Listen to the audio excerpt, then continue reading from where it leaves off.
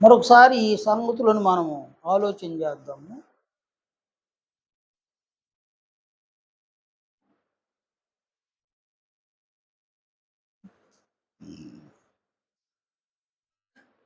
మన తండ్రి అయిన దేవుడు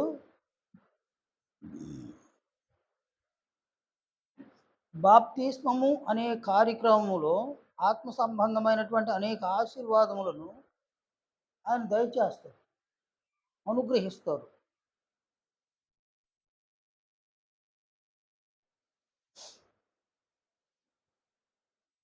అలాగుననే బాప్తిస్మం పొందిన వ్యక్తి సంఘంతో చేర్చబడిన తర్వాత సంఘములో కూడా ఆత్మ సంబంధమైనటువంటి ఆశీర్వాదములను అనేకం మన తండ్రి అయిన దేవుడు అనుగ్రహిస్తాడు. కానీ మనము బాప్తిస్మములో దేవుడు అనుగ్రహించు ఆశీర్వాదములను నేర్చుకునేటువంటి ఈ ప్రయత్నాన్ని చేస్తూ ఉన్నాం. గత వారంలో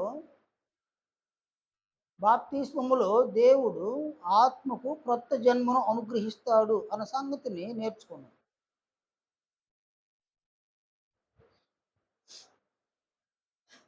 క్రొత్త జన్మ అనున్నది బాప్తిస్మము పొందు వారికి అది ఒక ఆశీర్వాదం, ఆత్మ సంబంధమైనటువంటి ఆశీర్వాదం.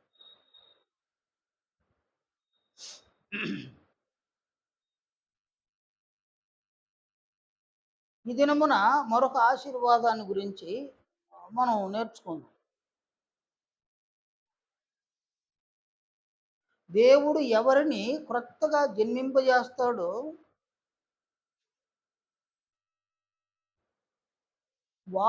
వారిని ప్రభువైన క్రీస్తు యేసు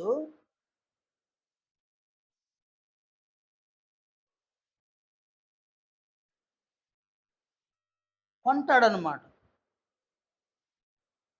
క్రీస్తు బాప్తిస్మములో దేవుడు ఎవరిని జన్మింపజేస్తాడో వారిని ఆయన కొంటాడు.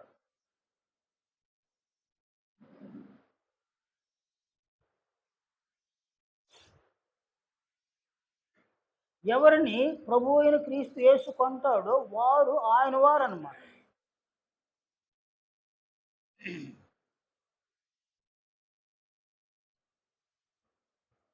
ఈ లేఖనాన్ని చూడండి. కొరింథీ మొదటి పత్రిక 6వ అధ్యాయము 19, 20 వచనాలలో పౌలు ఇలా సెలవిచ్చినాడు. మీ దేహము దేవుని వలన మీకు అనుగ్రహింపబడి మీలోనున్న పరిశుద్ధాత్మకు ఆలయమై ఉన్నదని మీరు ఎరుగరా? మీరు మీ సొత్తు కాదు, విలువ పెట్టి కొనబడిన వారు.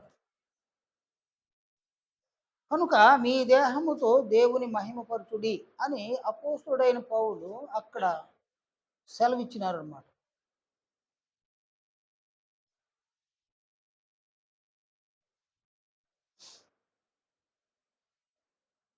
కనుక బాప్తిస్మములో దేవుడు ఎవరిని క్రొత్తగా జన్మింపజేస్తాడో వారిని ప్రభువైన క్రీస్తు యేసు విలువ పెట్టి కొనుక్కుంటాడు.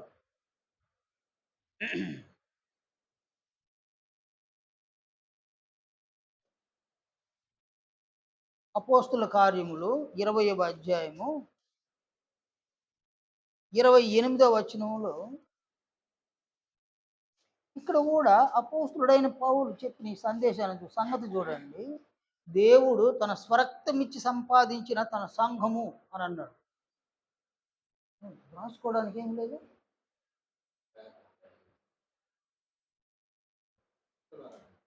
వాళ్ళు వస్తున్నారు దాంట్లో.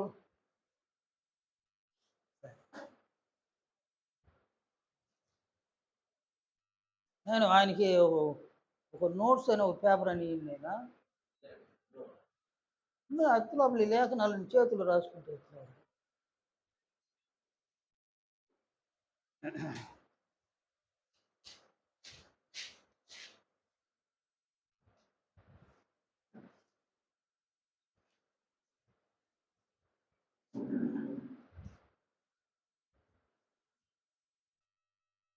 దేవుడు తన స్వరక్తమిచ్చి సంపాదించిన తన సంఘం అని అపోస్తులుడు అక్కడ సెలవిచ్చినాడు. అపోస్తుల కార్యములు 20 అధ్యాయము 28వ వచనం. ఇక్కడ దేవుడు అనగా క్రీస్తు యేసు.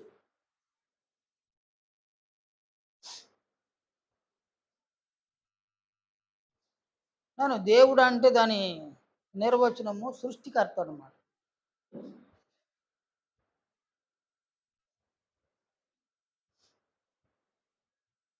యేసు ప్రభువు ఈ సృష్టిని సృజించడంలో ముగ్గురు వ్యక్తులు ఉన్నారన్నమాట. తండ్రి అయిన దేవుడు, ప్రభువైన క్రీస్తు యేసు, పరిశుద్ధాత్ముడు. ఈ ముగ్గురు వ్యక్తులు కలిసి ఈ సృష్టిని అంతటిని కూడా సృజించినారు. అందువలన తండ్రి అయిన దేవుడు, కుమారుడైన దేవుడు, పరిశుద్ధాత్మ దేవుడు అని అంటారు. ముగ్గురు దేవుళ్ళే, ఎందుకంటే ముగ్గురు సృష్టికర్తలు. సృష్టికర్త అయిన దేవుడు అనగా క్రీస్తు యేసు. ఆ ముగ్గురులో ఒక వ్యక్తి అయిన క్రీస్తు యేసు. ఆయన తన స్వరక్తమునిచ్చి సంపాదించినాడు. దేన్ని సంపాదించినాడు? ఆయన సంఘమును సంపాదించుకున్నాడు, కొన్నాడు అనమాట. సంఘాన్ని సంపాదించుకున్నాడు, విలువ పెట్టి కొన్నాడు ఆయన. ఈ విలువ తన అమూల్యమైనటువంటి రక్తం అన్నమాట. పేతురు తన మొదటి పత్రిక 1వ అధ్యాయం 19వ వచనంలో అక్కడ అపోస్తుడైన పేతురు ఇలా సెలవిచ్చినాడు అనమాట. అమూల్యమైన రక్తం చేత అనగా నిర్దోషమును నిష్కళంకమునకు గొర్రెపిల్ల వంటి క్రీస్తు రక్తం చేత విమోచింపబడుతురని మీరు ఎరుగరా? కాబట్టి ఇక్కడ యేసు ప్రభు తన అమూల్యమైన రక్తము, ఆ రక్తము చేత ఆయన సంఘమును కొన్నాడన్నమాట. మత్తయి సువార్త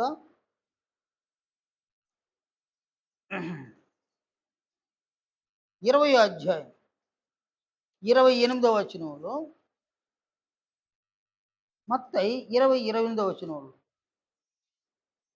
మనుష్య కుమారుడు పరిచారము చేయించుకున్నట్టుకు రాలేదు, కానీ పరిచారము చేయుటకును అనేకులకు ప్రతిగా విమోచన క్రయధనముగా తన ప్రాణమునిచ్చుటకును వచ్చినని చెప్పాను. విమోచన క్రయధనము. క్రయము అంటే ఏందనైనా? విక్రయం అనగా, అటు విక్రయం అంటే అమ్మడము, క్రయం అంటే కొనడము. ప్రభువైన క్రీస్తు యేసు సంఘమును కొన్నాడు, సంఘమును సంపాదించినాడు.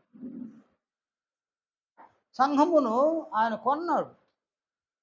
దేంతో కొన్నాడు ఆయన?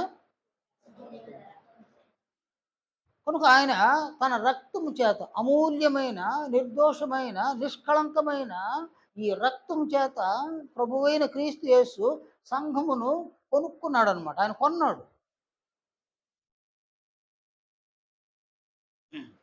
కాబట్టి బాప్తిస్మం పొందినటువంటి వారు ఎవరు? బాప్తిస్మం పొందిన వాళ్ళు ఎవరినైనా ప్రభువైన క్రీస్తు యేసు రక్తము చేత కొనబడిన వారు అన్నమాట. మనము కొనబడిన వారం. మనల్ని కొన్నది ఎవరు? ప్రభువైన క్రీస్తు యేసు మనల్ని కొన్నాడు.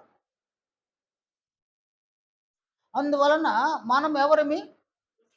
మనము మన సొత్తు కాదు, మనము క్రీస్తు యేసు యొక్క సొత్తు అన్నమాట. మీరు మీ సొత్తు కారు అన్నాడు పౌలు. కొరింథీ మొదటి పత్రిక 6:20 వచనం. మీరు మీ సొత్తు కాదు, విలువ పెట్టి కొనబడిన వారు. కనుక బాప్తిస్మం పొందినటువంటి వారు ఎవరైనా తమ మీద తమకు అధికారము లేదు. ఎలాంటి అధికారము తమ మీద తమకు లేదన్నమాట. తమ మీద అధికారము క్రీస్తు యేసుకు ఉందన్నమాట. ఈ సంగతిని సంఘములో ఉన్నటువంటి వారు సంపూర్ణముగా అంగీకరించాలన్నమాట. నా మీద నాకు అధికారం లేదు, నా మీద నా ప్రభువైన క్రీస్తు యేసునకు అధికారము ఉన్నది. ఎందుకనగా నేను పాపమునకు దాసుడనై ఉన్నాను. పాపపు యొక్క దాసత్వము నుండి నా ప్రభువైన క్రీస్తు యేసు తన అమూల్యమైన రక్తము చేత నన్ను విమోచించినారు, నన్ను కొన్నారు. అందువలన నా మీద నాకు ఎలాంటి హక్కు లేదు, నా మీద నాకు ఎలాంటి అధికారం లేదు. నా మీద సంపూర్ణమైన అధికారము ప్రభువైన క్రీస్తు యేసునది. నా మీద సర్వ హక్కులు ఆయనకే ఉన్నాయన్నమాట. యోహాను సువార్త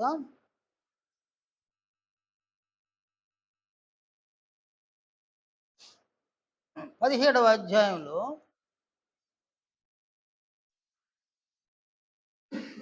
యోహాను ఇలా తెలియజేసినాడు అనమాట. యోహాను సువార్త 17వ అధ్యాయము 2వ వచనం చూడండి. ఆయన అక్కడ యేసు ప్రభు ఇలా సెలవిచ్చినాడు. ప్రభు చెప్పిన మాటలు చూడండి. నీ కుమారుడు నిన్ను మహిమపరచునట్లు నీ కుమారుని మహిమపరచుము. నీవు నీ కుమారునికి ఇచ్చిన వారికి అందరికీ ఆయన నిత్య జీవము అనుగ్రహించినట్లు సర్వ శరీరుల మీదను ఆయనకు అధికారం ఇచ్చితివి. సర్వ శరీరుల మీద అధికారాన్ని ఇచ్చింది ఎవరు? దేవుడు. అధికారాన్ని పొందింది ఎవరు? ప్రభువైన క్రీస్తు యేసు. సర్వ శరీరులు ఎవరు? సర్వ శరీరులు ఎవరు? సంఘములోనికి పిలువబడిన వారు. ఎవరు వారు? వారు ఎవరు అనగా వారు అనుజనులే. అనుజనుల నుంచి వచ్చిన పలు కులస్తులు కావచ్చు, పలు మతస్థులు కావచ్చు. సర్వ శరీరుల మీద క్రీస్తు యేసునకు తండ్రి అయిన దేవుడు అధికారమును అనుగ్రహించున్నాడు. కనుక మన మీద మనకు అధికారం లేదు. అనగా నీకు ఇష్టం వచ్చిన విధంగా నీవు మాట్లాడడానికి లేదు, నాకు ఇష్టం వచ్చిన విధంగా నేను మాట్లాడడానికి లేదు. నీకు ఇష్టం వచ్చినటువంటి క్రియను నీవు చేయడానికి లేదు, నాకు ఇష్టం వచ్చిన క్రియను నేను చేయడానికి లేదు. నేను ఏం మాట్లాడాలన్నా లేక నీవు ఏం మాట్లాడాలన్నా ఆయన అనుమతితోనే మనం మాట్లాడాలి. ఆయన అనుమతితోనే మనము క్రియలను చేయాలి. ఆయన అనుమతితోనే మనము ప్రవర్తించాలి. ఆయన అనుమతితోనే మనము దినచర్యను కలిగి ఉండాలి. మన నడత, మన జీవితము సంపూర్ణముగా ఆయన అధికారం క్రింద ఆయన అనుమతితో మనం జీవించాలి, మనం నడుచుకోవాలి. నేను ఇది వాస్తవం, నాయన, ఇది సత్యం.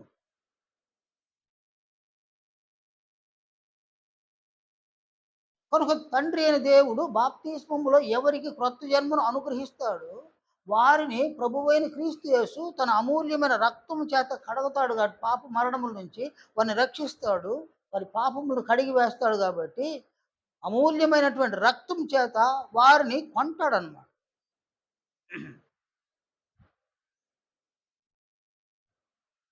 అందువలన సంఘము ప్రభువు యొక్క సొత్తు. సంఘములో ఉన్న ప్రతి ఆత్మ ప్రభు శరీరములో ఒక అవయవం. ప్రభు శరీరములో ఉన్న అవయవము ప్రభువుదా లేక అవయవానిదా? ప్రభు శరీరములో ఉన్న అవయవము ప్రభువుదా లేక అవయవానిదా? అవయవము. ఈ ఫీలింగ్ బాప్తిస్మం పొందిన ప్రతి ఒక్కరు కలిగి ఉండాలి. నేను ప్రభువు యొక్క శరీరములో అవయముగా ఉన్నాను, నేను ప్రభువును ధరించుకొని ఉన్నాను. ప్రభువైన క్రీస్తు యేసు తన అమూల్యమైన రక్తం చేత నా పాపములను అపరాధములను కడిగినాడు. ఆయన తన అమూల్యమైన రక్తం చేత నన్ను కొన్నాడు. కనుక నేను ప్రభువు వాడను, ప్రభు యొక్క శరీరములో అవయవమును. నా మీద నాకు ఎలాంటి హక్కు లేదు, ఎలాంటి అధికారం లేదు. నా మీద సర్వ హక్కులు, సర్వాధికారము నా ప్రభువు అయిన క్రీస్తు యేసుకుంది. ఈ అధికారాన్ని ఇచ్చింది ఎవరు? తండ్రి అయిన దేవుడు అధికారం ఇచ్చున్నాడు అన్నమాట. కనుక బాప్తిస్మం అనేటువంటి కార్యక్రమంలో ప్రభువైన క్రీస్తు యేసు తన అమూల్యమైన రక్తము చేత బాప్తిస్మం పొందేటువంటి వ్యక్తిని, పురుషులైనా స్త్రీలనైనా, వారిని ఏం చేస్తాడు? ఆయన కొంటాడన్నమాట. మనము కొనబడిన వారు ప్రభువు ద్వారా, ప్రభు రక్తము చేత కొనబడినటువంటి వారము. కనుక ఈ ఆశీర్వాదం ప్రభువైన క్రీస్తు యేసు బాప్తిస్మములో ఆయన ఆత్మలను కొంటాడు. తన అమూల్యమైన రక్తమును ఆయన వెచ్చించి ఆయన బాప్తిస్మంలో వచ్చిన ఆత్మలను కొంటాడనమాట. కనుక బాప్తిస్మం పొందిన వారు ఎవరి సొత్తునైనా ప్రభువు యొక్క సొత్తు. అలాంటి ఒక నిర్ణయాన్ని బాప్తిస్మం పొందిన వారు కలిగి ఉండాలి. ఈ ఆశీర్వాదాన్ని బాప్తిస్మం పొందినటువంటి వారు, బాప్తిస్మంలోని ప్రవేశించిన వారు ఈ ఆశీర్వాదాన్ని పొందుతారన్నమాట. ఇది ఒక చిన్న విషయం, చిన్న విషయం కాదు, సామాన్యమైన విషయం కాదు, పెద్ద విషయమే. మనం సింపుల్గా చెప్పుకున్నాం అనమాట. దీన్ని బాప్తిస్మంలో మరొక ఆశీర్వాదాన్ని దేవుడు అనుగ్రహిస్తాడు.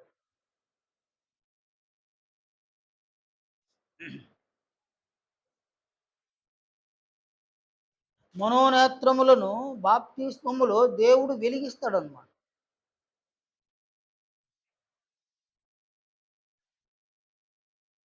ఎఫెసు పత్రిక 1వ అధ్యాయము 17-19 వచనాలలో ఈ ఆశీర్వాదాన్ని అపోస్తుడైన పౌలు అక్కడ వ్రాసినాడు. అక్కడ ఆయన ఇలా అన్నాడు అనమాట, మరియు మీ మనోనేత్రములు వెలిగింపబడినందున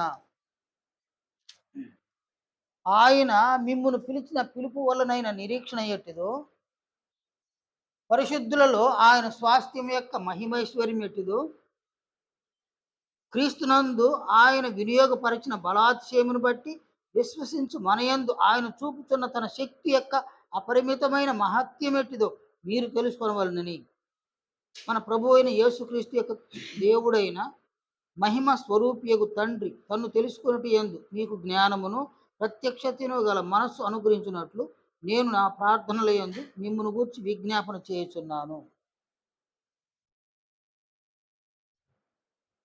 కనుక ఈ లేఖనములో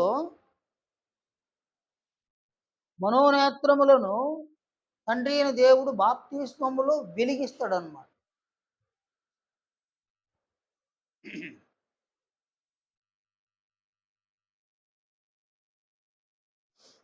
మనకు ప్రకృతి సంబంధమైన ఈ నేత్రములు మనకు తెలుసు.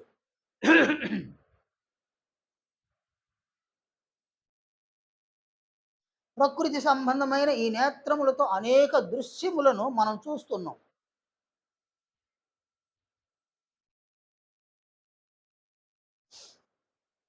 శరీరములో ఒక్కొక్క అవయవము శరీరానికి క్షేమము కలిగించినట్లుగా దేవుడు శరీరంలో అవయవాలను పొందుపరిచినాడు.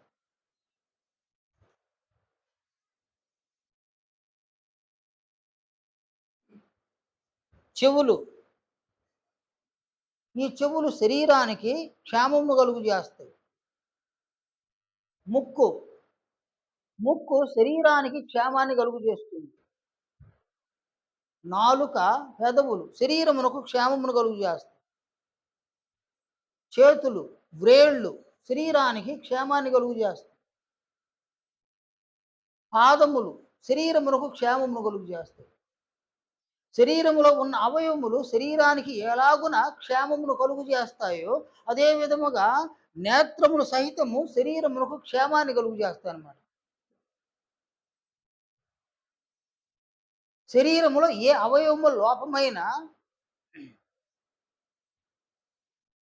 అవయవ లోపాన్ని బట్టి శరీరం యొక్క క్షేమము దెబ్బతింటదన్నమాట. అవయవాలన్నీ బాగుంటేనే శరీరం క్షేమం. ఏదైనా ఒక అవయవము అది పని చేయకపోతే శరీరానికి అంత క్షేమం లేదన్నమాట. చూడండి, ఆయన 2 చేతులు, ఒక చేయి పోయింది, ఒక చేత్తో ఏం చేయగలుగుతారు నేను మనిషి? ఒక్క చేత్తో ఏం చేయగలుగుతాడు? కాబట్టి శరీర క్షేమము పోయిందన్నమాట. 2 చేతులు ఉండి పని చేస్తాడు, జీవనం కొరకు ఏదో ఒక పనిని చేస్తాడు, జీవనాన్ని కలిగి ఉంటాడు. ఒక చెయ్యి లేదు, పని చేయడానికి పనికిరాడు. మీరు చూడండి నేను 2 చేతులుండవు. ఈ యూట్యూబ్‌లో చూస్తుంటాం. 2 చేతులుండవు. కాళ్ళతోనే పని చేస్తుంటారు. సూది పట్టుకొని దారం కదా! అది పని అదే. దానివల్ల డబ్బులొస్తాయా? దానివల్ల జీవనం ఏర్పడతది. కదా! సూదిలో దారాన్ని ఎక్కించగలరేమో గానీ దాన్ని కుట్టగలుగుతారా? వస్త్రాలను కుట్టగలుగుతారా? ఏనాయనా? కుట్టినా అది బాగా కుట్టగలుగుతారా? నేనెందుకు చెప్తున్నానంటే, అవయవాలు శరీరములో అవయవ లోపం కలిగితే, దాని ప్రభావం శరీరం యొక్క జీవనం మీద పడతదనమాట. కనుక చెవులు ఎలా పనిచేస్తున్నాయో, అలా కళ్ళు పనిచేయాలి, ముక్కు పనిచేయాలి, 4 పెదవులు పనిచేయాలి, చేతులు, కాళ్ళు పనిచేయాలి. ప్రతి అవయవము పనిచేస్తేనే శరీరం క్షేమంగా ఉండడమే కష్టంగా ఉంది. అందులో ఏదైనా ఒక అవయవము పని చేయకపోతే శరీరము క్షేమంగా ఉండదనమాట.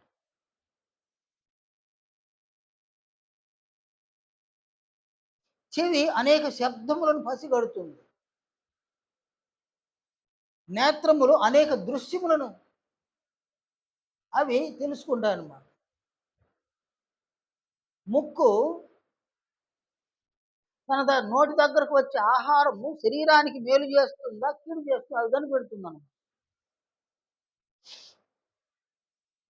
అది కనిపెట్టకపోతే 4 కనిపెడతదన్నమాట. పాదములు ఈ శరీరాన్ని ఎక్కడికైనా తీసుకొని వెళ్ళడానికి పాదాలు పనిచేస్తాయి. చేతులున్నాయి. జీవనము కొరకు ఏదో ఒక పనిని చేయడానికి చేతులు పనిచేస్తాయి. కనుక ఒక మనిషి యొక్క జీవనము శరీరం యొక్క అవయవముల మీద ఆధారపడింది. అందువలన అవయవాల్లో ఏ ఒక అవయవం లోపమైనా శరీరం యొక్క జీవనము కుంటుపడుతుంది. శరీరం యొక్క క్షేమం ఉండదనమాట శరీరం.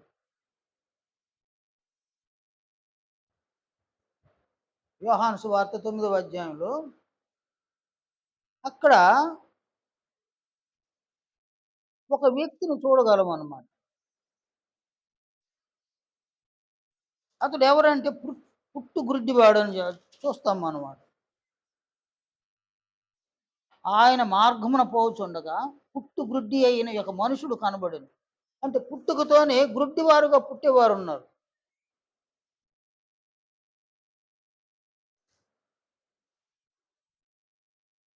అలాగే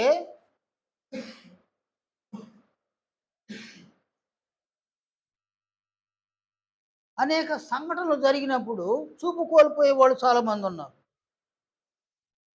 పుట్టినప్పుడు బాగానే పుడుతున్నారు. కొన్ని సంఘటనలు చూపును పోగొడతాయన్నమాట. గుడ్డివారుగా మారుతారు. ఈ ప్రకృతి సంబంధమైన నేత్రాలు గుడ్డితనమైతే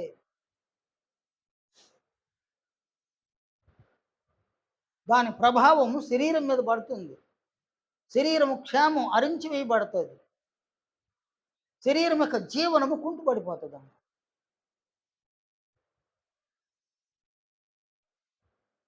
కనుక అనేక మందిని గ్రుడ్డివారిని మనం చూస్తుంటాం. గ్రుడ్డివారి యొక్క పనేంది నాయనా? ఆ! గ్రుడ్డివారి పనేంది? ఎవరైనా గుడ్డివారిని చూసినారా లేదు మీరా? గుడ్డివారు చేసే పనేంది నాయనా? ఆ! భిక్షమెత్తుకోవడమే వారి పని.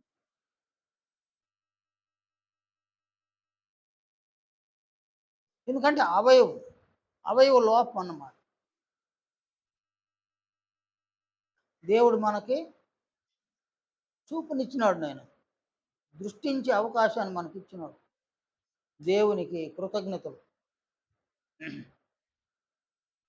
కాబట్టి ఇక్కడ ఈ గుడ్డితనం శరీరం యొక్క జీవనానికి, శరీరం యొక్క క్షేమానికి అది ఆటంకం అవుతుందన్నమాట. గుడ్డివారు క్షేమంగా ఉండలేరు. సరియైన జీవనాన్ని కలిగి ఉండలేరు. అందువలన వారు సరిగ్గా జీవించలేరన్నమాట. ఇది శరీర సంబంధమైనటువంటి గుడ్డితనం అన్నమాట.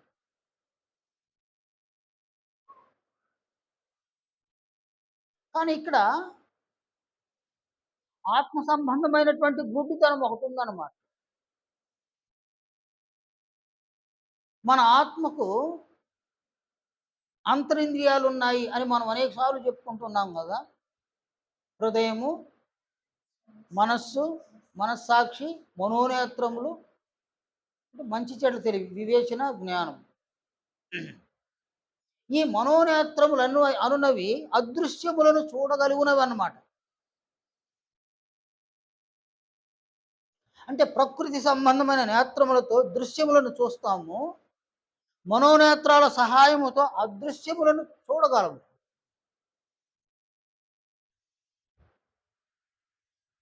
అదృశ్యం అంటే ఏది నాయనా? అదృశ్యం అనగా ప్రకృతి సంబంధమైన నేత్రములకు కనబడనివి.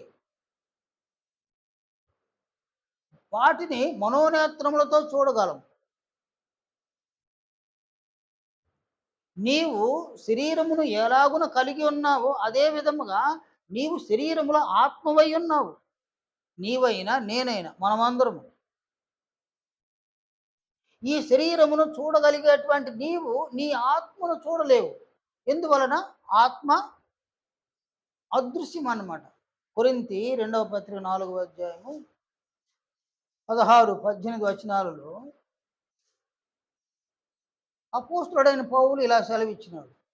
మేము అధైర్యపడము. కావున మా బాహ్య పురుషుడు కృషించుచున్నను, ఆంతర్య పురుషుడు దినదినము నూతన పరచబడుచున్నాడు. మేము దృశ్యమైన వాటిని చూడక అదృశ్యమైన వాటిని నిదానించి చూస్తున్నాము. ఏమన్నాడు అక్కడ? దృశ్యము, అదృశ్యము. కానీ ఆయన ఏం చెప్పినాడు ఆడ? మనమంతరము దృశ్యమైన వాటిని నిదానించి చూస్తున్నాము. కానీ అపోస్తలుడు సెలవిచ్చిన ఆ మాట అదృశ్యమైన వాటిని నిదానించి చూస్తున్నాడు. అదృశ్యమైనవి చూడగలిగే శక్తి దేనికుందంటే మనోనేత్రాలకు ఉంది. కనుక అపోస్తలుడైన పౌలు అదృశ్యమైనటువంటి వాటిని చూస్తూ ఉన్నాడు. అందులో ప్రాముఖ్యమైంది ఆత్మ. నీ ఆత్మ, నా ఆత్మ.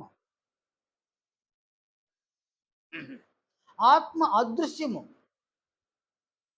తండ్రి అయిన దేవుడు అదృశ్యుడు.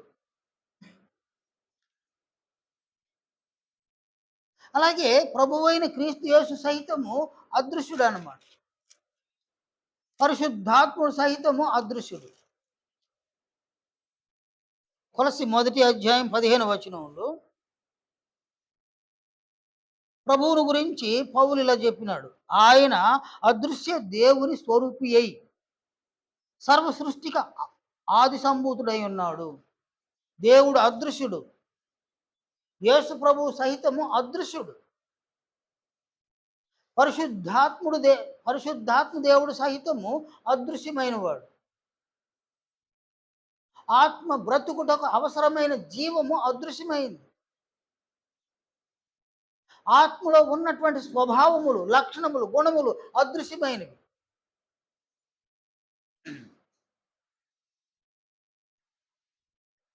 సంఘము సహితము అదృశ్యమైందన్నమాట. నేను సంఘము దృశ్యమైందని ఎప్పుడు భావించబోకండి. సంఘము అదృశ్యం అన్నమాట. యోహాను సువార్త 3వ అధ్యాయము 3వ వచనం నుండి 5వ వచనం వరకు ప్రభు అంటాడు, ఒకడు క్రొత్తగా జన్మించితేనే కానీ దేవుని రాజ్యమును చూడలేడు. అంటే దేవుని రాజ్యం అంటే నేను ఆ సందర్భంలో సంఘము. ఒకడు క్రొత్తగా జన్మించితేనే కానీ దేవుని రాజ్యమును చూడలేడు. అంటే సంఘమును చూడలేడు. సంఘమును చూడాలంటే దేని సహాయం కావాలి? మనోనేత్రాల సహాయం కావాలి. నెక్స్ట్ అంటాడు ఆయన, ఒకడు క్రొత్తగా జన్మించితేనే కానీ, ఒకడు నీటి మూలంగా ఆత్మ మూలంగా జన్మించాలి. ఒకడు క్రొత్తగా జన్మించితేనే కానీ దేవుని రాజ్యములో ప్రవేశింపలేడు అని అంటాడు.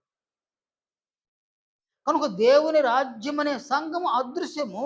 సంఘమును చూడాలన్నా అనగా ఏ సంఘాన్ని అయితే ప్రభువైన క్రీస్తు యేసు తన రక్తము చేత కొన్నాడో ఆ సంఘాన్ని చూడడానికి ఏ నేత్రాలు కావాలేడా? మామూలు నేత్రాలు పనికిరావు.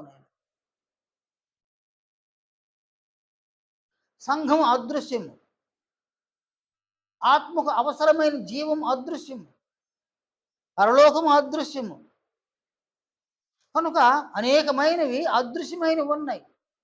కానీ దృశ్యమైనవి అనిత్యములు, అదృశ్యమైనవి నిత్యములు. కొరింథీ 2వ పత్రిక 4:18 దృశ్యమైనవి అనిత్యములు, అదృశ్యమైనవి నిత్యములు. నీ శరీరము దృశ్యమా? అది అనిత్యము. నీ ఆత్మ అదృశ్యమా? అది నిత్యము.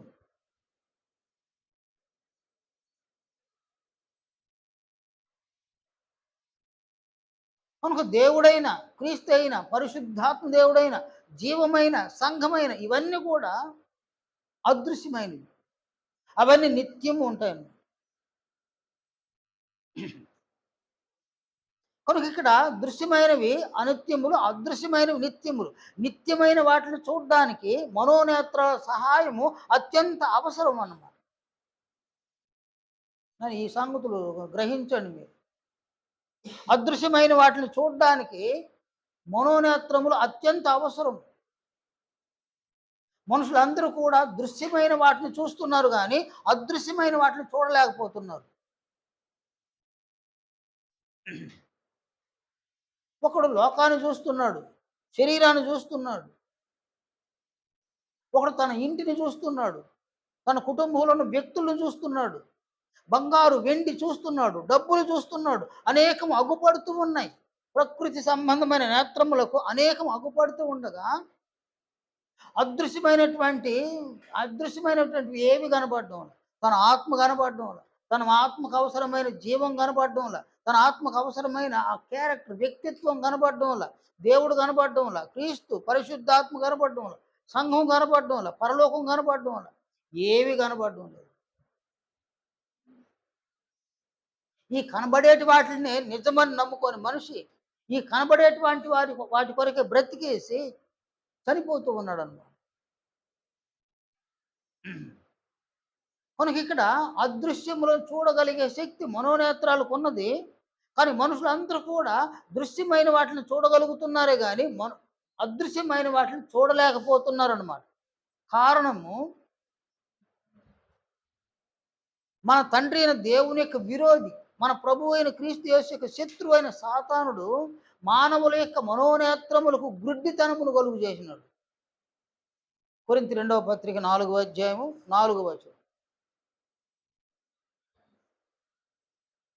అక్కడ అపోస్తులుడైన పౌలు ఇలా సెలవిచ్చినాడు.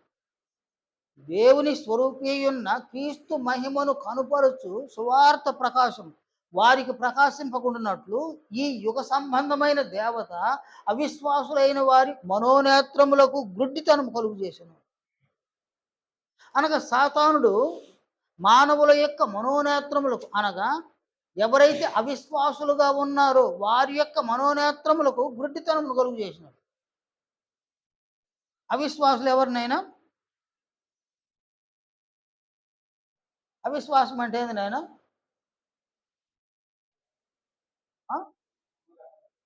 నమ్మని వారు. అవిశ్వాసులు అనగా విశ్వాసము లేనివారు, నమ్మని వారు. హెబ్రీ 11వ అధ్యాయంలో హెబ్రీ గ్రంథకర్త ఇలా సెలవు ఇచ్చినాడు అనమాట. 6వ వచనంలో, విశ్వాసము లేకుండా దేవునికి ఇష్టుడై ఉండుట అసాధ్యము. దేవుని యొద్దకు వచ్చువాడు ఆయన ఉన్నాడనియు తన్ను వెదకు వారికి ఫలము దయచేయవాడనియు మొదట నమ్మవలను కదా. కాబట్టి ఇక్కడ ఏమని చెప్పినాడు ఈయన? దేవుని యొద్దకు వచ్చేవాడు ఆయన ఉన్నాడని, తన్ను వెదకు వారికి ఫలము దయచేయవాడని నమ్మవలను కదా. కనుక ఇక్కడ దేవుణ్ణి ఎవరు నమ్ముతూ ఉన్నారు? ఎవరైతే దేవుణ్ణి నమ్మడం లేదో వారు అవిశ్వాసులు.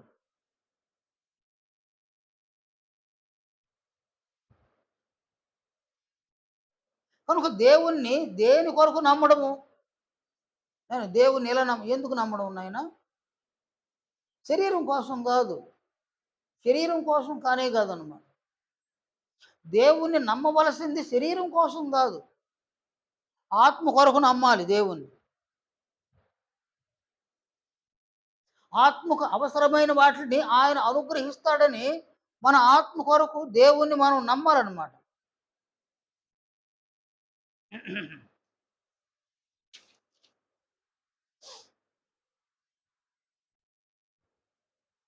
యోహాను వ్రాసిన మొదటి పత్రిక. ఈ మొదటి పత్రికలో యోహాను చెప్పినటువంటి మాటలు చూడండి. 2వ అధ్యాయము 25వ వచనములో, నిత్య జీవము అనుగ్రహించుననుది ఆయన తానే మనకు చేసిన వాగ్దానము. అంటే దేవుడు ఏ వాగ్దానం చేస్తున్నాడు? నిత్య జీవాన్ని అనుగ్రహిస్తాను అని ఆయన వాగ్దానం చేసినాడు. నిత్య జీవం అనున్నది శరీర సంబంధమైనదా, ఆత్మ సంబంధమైనదా? అది శరీరమునకు అవసరమైనదా, ఆత్మకు అవసరమైనదా? నీ ఆత్మ శాశ్వతమైంది, మన ఆత్మలు శాశ్వతమైనవి. శాశ్వతమైన ఆత్మల బ్రతుకుటకు నిత్య జీవము అత్యంత అవసరము. శాశ్వతమైన ఆత్మ బ్రతుకుటకు నిత్య జీవాన్ని అనుగ్రహిస్తానని ఆయన వాగ్దానం చేయగా, ఇంకను శరీర సంబంధమైన వాటిని నీవు ఆయన దగ్గర పొందాలని నీవు నమ్మడం ఆయన్ని. అది రైట్ రాంగ్నైనా? అని దేన్ని ఏమిస్తామంటున్నాడు? అది దేనికి ఉపయోగపడుతుంది? ఆత్మ శాశ్వతమైందా, అశాశ్వతమైందా? శాశ్వతమైన ఆత్మకు జీవాన్ని, నిత్య జీవాన్ని ఇస్తానంటున్నాడు. దాన్ని నమ్మాలి. దేన్ని నమ్మాలి? దాన్ని నమ్మి దాన్ని పొందడానికి ఏం చేయాలి. కానీ మనుషులందరూ దేవుణ్ణి దేని కొరకు నమ్ముతా ఉన్నారు? శరీరం కొరకు నమ్ముతున్నారు. ఆయన దేన్ని ఇస్తామంటున్నాడు, దాన్ని నమ్మడంలా. శరీరం కొరకు నమ్ముతున్నారు దేవుణ్ణి. నేను ప్రకృతిని ఎలా దేవుడు ఏర్పాటు చేసినాడు, ఆయన ఎలా సిద్ధం చేసినాడు ప్రకృతిని. శరీరమునకు అవసరమైన వాటినన్నింటిని కూడా ప్రకృతి అనుగ్రహించే విధంగా ప్రకృతిని ఏర్పాటు చేసినాడు దేవుడు. నీ శరీరానికి అవసరమైనది ప్రతిది కూడా ప్రకృతిలో ఆయన లభ్యమవుతాయన్నమాట. ప్రకృతిలో లభ్యమయ్యే వాటిని కూడా ఆయన అడగడం ఏమి న్యాయం? ప్రకృతిలో లభ్యమయ్యేటివి కూడా ఆయన అడగడంలో ఏమి లాభం? ఆయన అడగాల్సింది దేన్ని అడగాలి? ప్రకృతిలో లభ్యము కాని దానిని అడగాలి. ప్రకృతిలో దొరకనిది ఏదినైనా నిత్య జీవం లేదన్న. ప్రకృతిలో లేని నిత్య జీవాన్ని ఆయన అడగాలి. ఆ నిత్య జీవాన్ని ఆయన అనుగ్రహిస్తానని వాగ్దానం చేసినాడు కదా, ఆ వాగ్దానాన్ని నమ్మాలి. అప్పుడు దేవుని నమ్మినట్టు అన్నమాట. ఇలా అనేక ఆత్మ సంబంధమైనటువంటి విషయములలో దేవుని నమ్మాలన్నమాట.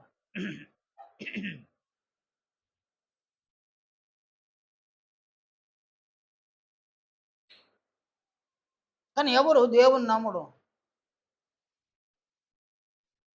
క్రైస్తవులుగా ఓ కొలలుగా క్రైస్తవులు ఉన్నారు, కానీ శాశ్వతమైన ఆత్మకు శాశ్వత జీవాన్ని దేవుడు అనుగ్రహిస్తాను అని అంటుండగా దాన్ని అడగడం, దాన్ని పొందడానికి ఆయన్ని విశ్వసించడం.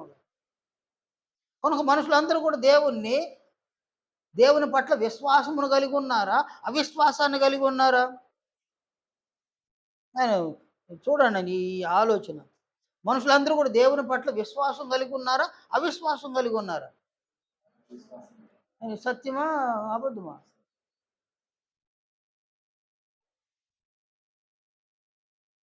సత్యం కదా.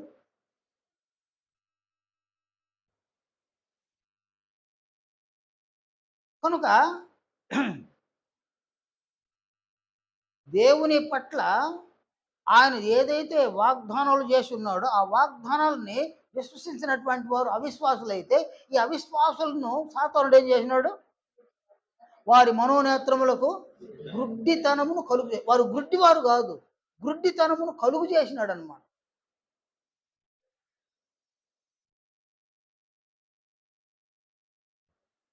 అంటే ఆ పదం చూడండి.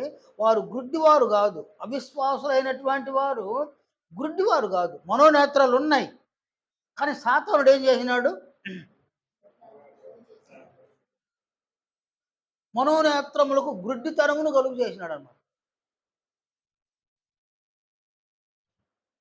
కానీ చిన్నప్పుడు మనం ఆడుకునేవాళ్ళు. కళ్ళకు గంతలు కట్టేసి, కళ్ళకు గంతలు కట్టుకునేసి ఎవరు ఎక్కడెక్కడున్నారో అది కనిపెట్టాలని ఆడుకునేవాళ్ళం మనం.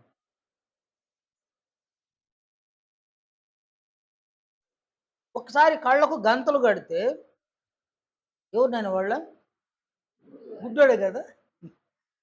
వాడేం చేస్తారు ఇప్పుడు? వాళ్ళకి కళ్ళు లేవనా? కళ్ళున్నాయి. కానీ ఏమైంది ఇప్పుడు?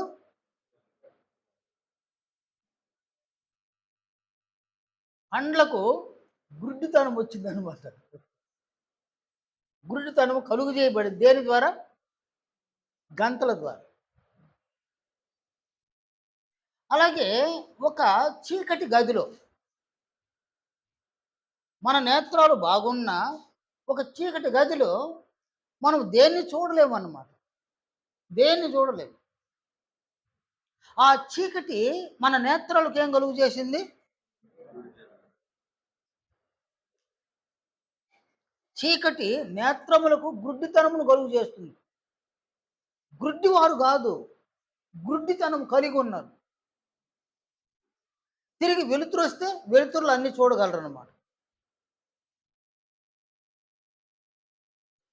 కనుక సాతానుడు ఎవరైతే దేవుని పట్ల అవిశ్వాసులై ఉన్నారో, విశ్వాసము లేని వారై ఉన్నారో, వారి మనోనేత్రములకు సాతానుడు గుడ్డితనాన్ని కలుగు చేసేసినాడు. ఈ లేఖనాన్ని చూడండి.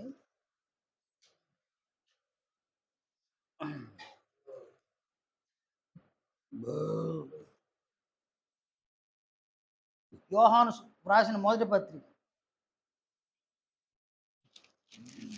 2వ అధ్యాయం 11వ వచనంలో యోహాను ఇలా సెలవిచ్చినాడు. తన సహోదరుని ద్వేషించువాడు చీకటిలో ఉండి చీకటిలో నడుచుచున్నాడు. చీకటి అతని కన్నులకు గ్రుడ్డితనము కలుగు చేసెను. కనుక తానెక్కడికి పోవచ్చున్నాడో అతనికి తెలియదు. ఏం జరిగింది నాయన? చీకటి అతని కన్నులకు గ్రుడ్డితనం కలుగు చేసి,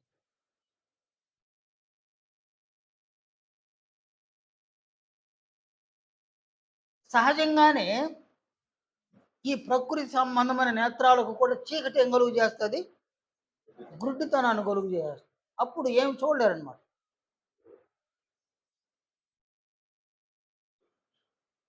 ఈ గుడ్డితనం కలిగిన వాళ్ళు చీకట్లో ప్రయాణం అయితే ఏమవుతారు నాయన?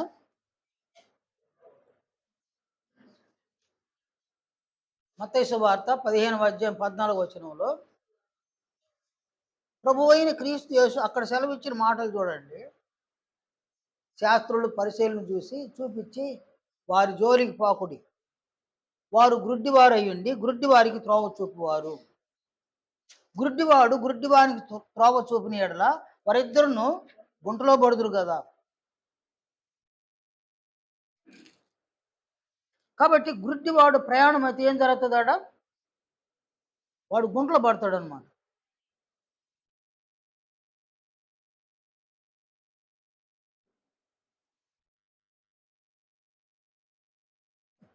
అంటే గుడ్డివాడు ప్రయాణం చేయడానికి కూడా యోగ్యుడు కాదు.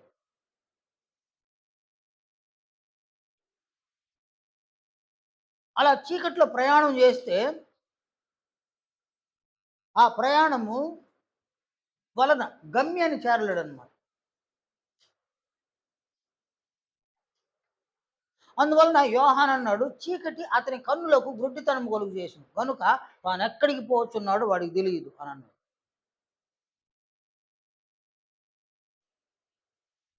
కనుక ఇక్కడ చీకటి అనేది ఒకటి ఉంది నాయన. ఈ చీకటి మనుషుల యొక్క మనోనేత్రాలకు ఏం కలుగు చేసింది? గుడ్డితనాన్ని కలుగు చేసింది అనమాట.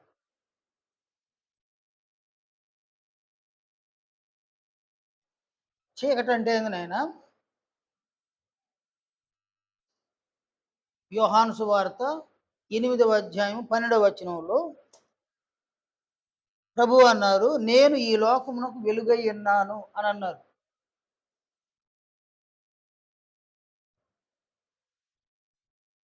ప్రభు అయిన క్రీస్తు యేసు ఈ లోకమునకు వెలుగైతే, చీకటి అంటే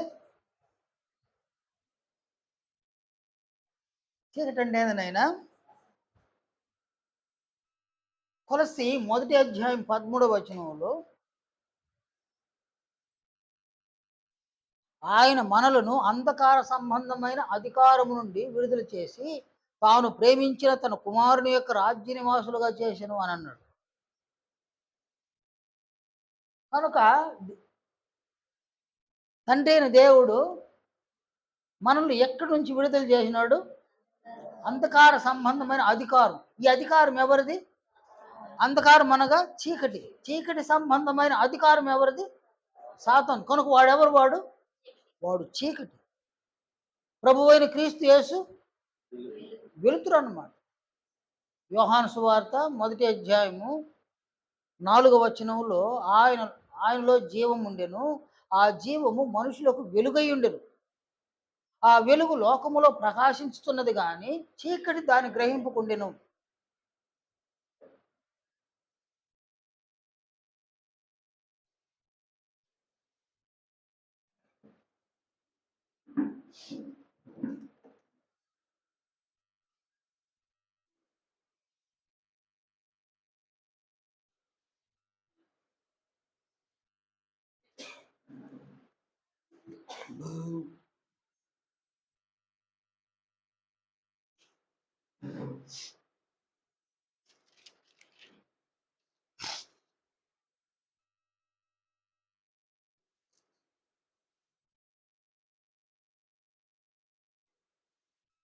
ఇప్పుడు చూడండి, ప్రభువైన క్రీస్తు యేసు వెలుగు.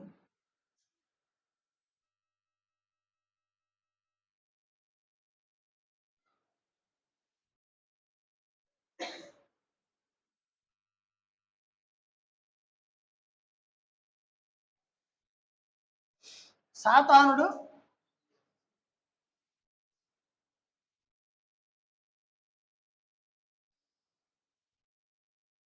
అతడు చీకటి అన్నమాట.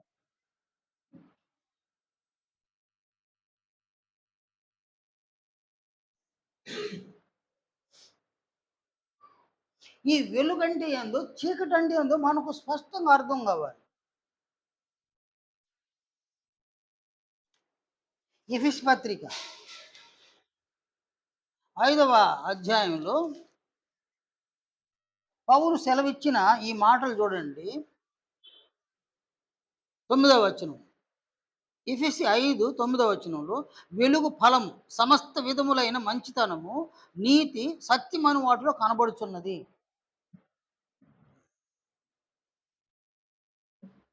అని అన్నాడు.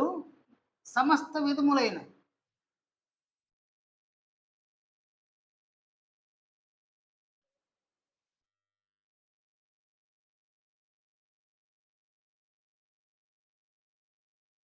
మంచితనం,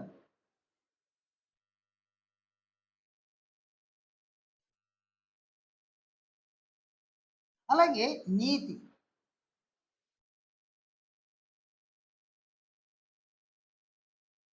సత్యం,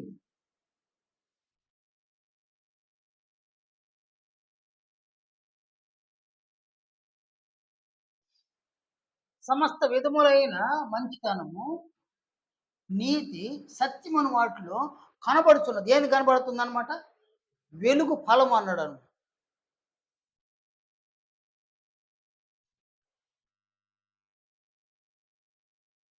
అలాగైతే చీకటి అంటే ఏంది? 11, 12 వచనాల్లో అక్కడనే నిష్ఫలమైన అంధకార క్రియలలో పాలివారి ఉండక వాటిని ఖండించుడు. ఏలయనగా అట్టి క్రియలు చేయవారు రహస్యమందు జరిగించు పనులను గూర్చి మాట్లాడుటైనను అవమానకరమై ఉన్నది. కాబట్టి ఇక్కడ అంధకార క్రియలు అని అన్నాడు. చీకటి క్రియలు. అవి వెలుగు ఫలాలు, ఇవైతే చీకటి క్రియలు అన్నమాట.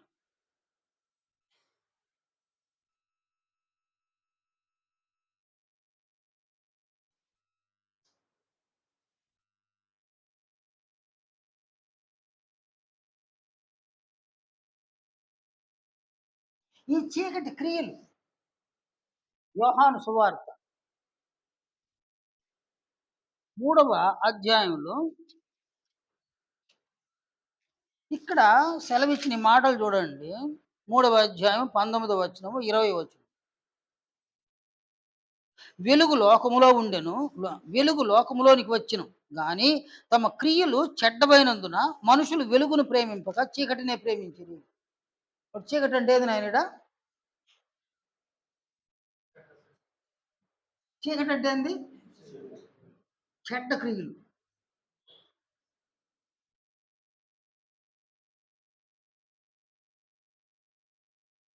చీకటి క్రియలు అనగా చెడ్డ క్రియలు. 20వ వచనంలో దుష్కార్యము చేయి ప్రతివాడు వెలుగును ద్వేషించును. అంటే నెక్స్ట్ ఏమన్నాడు ఆయన? చెడ్డ క్రియలు ఇవి దుష్క్రియలనమాట.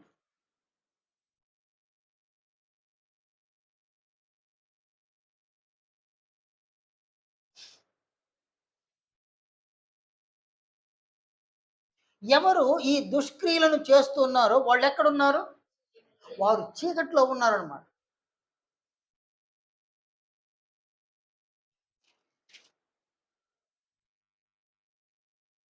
కనుకిక్కడ సాతానుడున్నాడే, వీరి రాజ్యం ఎలాంటిదన్నాడు? ఇది చీకటి రాజ్యం. యేసు ప్రభు సహితం ఏం చెప్పినారు చూడండి. లూకా సువార్త 22వ అధ్యాయము 53వ వచనంలో ప్రభువు ఇలా సెలవిచ్చినాడు. నేను అనుదినము మీ చెంత దేవాలయంలో ఉన్నప్పుడు మీరు నన్ను పట్టుకొనలేదు. అయితే ఇది మీ గడియయు అంధకార సంబంధమైన అధికారమును అనెను. ఏమన్నాడాయన? అంధకార సంబంధమైన అధికారం. ఆ అధికారం ఎవరిది? అంధకార సంబంధమైన అధికారం ఎవరిది? సాతానుదన్నమాట. వానిది చీకటి రాజ్యం. అందువలన వెలుగు లోకములోనికి వచ్చెను.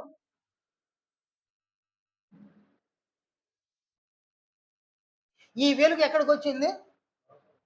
లోకంలోకి వచ్చింది. వారి క్రియలు చెడ్డమైనందున వెలుగును ప్రేమింపక దేన్ని ప్రేమించినారు? వెలుగు. వెలుగు ఎవరినైనా? క్రీస్తు అన్నమాట. కాబట్టి లోకములో ఉన్న మనుషులు క్రీస్తును ప్రేమించరు. ఎందువలన ప్రేమించలేదు? వారి క్రియలు చెడ్డవి. అందువలన ఈ మంచి క్రియల దగ్గరికి వాడు రాల. ఏనాయనా? చూడండి, మంచి క్రియలు కలిగిన వాడి దగ్గరికి చెడ్డ క్రియలు చేసేవాళ్ళు ఎప్పుడు దగ్గరకు రారన్నమాట. సాతానుడు లోకమును చీకటితో నింపివేసినాడనమాట. అనగా చీకటి క్రియలతో, చెడ్డ క్రియలతో, దుష్క్రియలతో, అంధకార సంబంధమైన క్రియలతో లోకాన్ని నింపివేసినాడనమాట. లోకములో మనుషులు చూడండి ఆయన, లోకంలో మనుషులందరినీ కూడా ఆదాము నుండి అతడు మనుషుల్ని ఏం చేసినాడు? ఏం చేసినాడనగా చెడ్డ క్రియలు చేయడానికి వారిని ప్రోత్సహించినాడు అనమాట. ఎవరిని? మనుషులను ఏం చేసినాడు అతడు? దేవునికి విరుద్ధంగా జీవించడానికి సాతానుడు వారిని ప్రోత్సహించేది. ఆదాము పాపం చేసినాడు, హవ్వ పాపం చేసింది. వాళ్ళ గర్భవాసంలో పుట్టిన కుమారుడు ఒకడు నరహత్య చేసి అతడు పాపం చేసినాడు. అటు తరువాత వాళ్ళ గర్భంలో పుట్టినవారు, వారి గర్భంలో పుట్టినవారు అనేకులు ఈ దుష్క్రియలు చేయడానికి, చెడ్డ క్రియలు చేయడానికి అలవాటు పడ్డారన్నమాట. టోటల్‌గా లోకంలో ఉన్న మనుషులందరి పరిస్థితి ఏదైనా చెడ్డ క్రియలు చేస్తున్నారా? మంచి క్రియలు చేస్తున్నారా? నేననేది చెడ్డ క్రియలు, మంచి క్రియలు అంటే మనుషుల దృష్టిలోకి కాదు, ఆయన దృష్టిలోకి, దేవుని దృష్టిలోకి. చెడ్డ మాటలు మాట్లాడుతున్నారా? మంచి మాటలు మాట్లాడుతున్నారా? ఏనాయనా? చూడండి,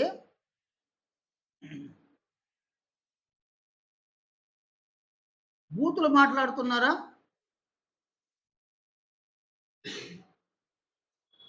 పోకిరి మాటలు మాట్లాడుతున్నారా?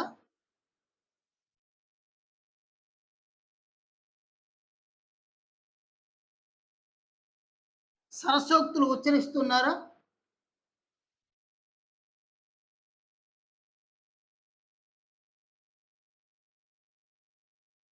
కొంటిములు చెప్తున్నారా?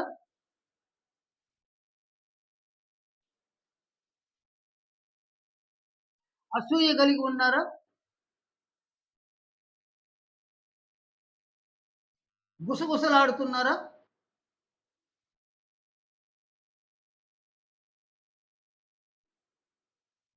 దూషిస్తున్నారా? ద్వేషిస్తూ ఉన్నారా?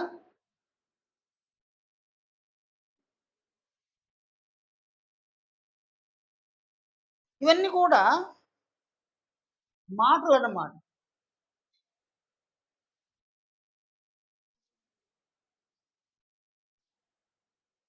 అంటే ఒక వ్యక్తి ఈ మాటలన్నీ మాట్లాడరు. పురుషులైనా, స్త్రీలైనా అన్ని మాటలు మాట్లాడరు. వీటిలో కొన్ని మాట్లాడతారు.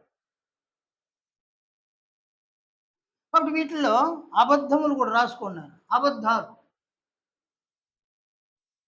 అబద్ధం చెప్పడు.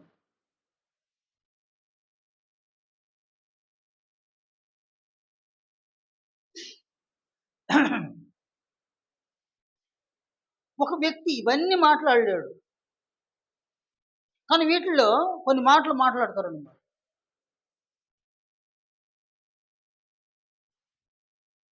అలాగే అసూయ కలిగి ఉన్నారా?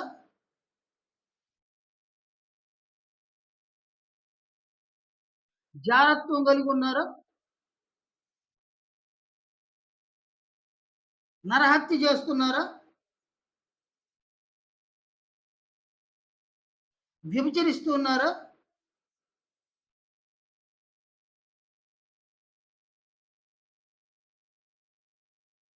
దొంగతనం చేస్తున్నారా?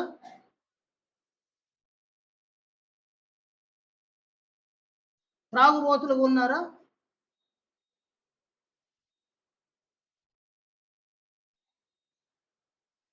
ఇక అనేక చెడ్డ క్రియలు. ఇవి క్రియలన్నమాట.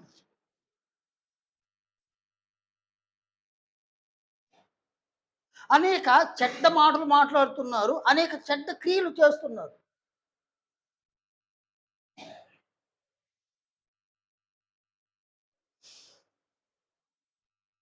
వీరి మధ్యన పిల్లలు పుడుతున్నారనమాట. వారి గర్భావస్థలో పిల్లలు పుడతా ఉన్నారనమాట.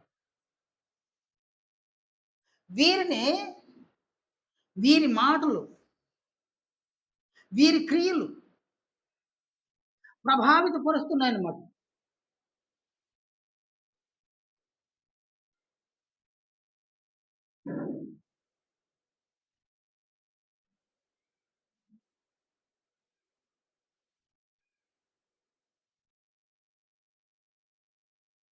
వీరి క్రియలు, వీరి మాటలు వీరిని ప్రభావితపరచగా వాళ్ళు ప్రభావితులవుతున్నారు. ప్రభావితులయ్యి వారు ఒక వయసు వచ్చేసరికి వారు అబద్ధాలు చెప్పడం, బూతులాడడం, పోకిరి మాటలు మాట్లాడడం. అంటే ఈ లిస్ట్‌లో ఉన్న మాటలన్నీ మాట్లాడడం నేర్చుకుంటారు. అలాగే ఈ లిస్ట్‌లో ఉన్న క్రియలు చేయడానికి కూడా నేర్చుకుంటారు.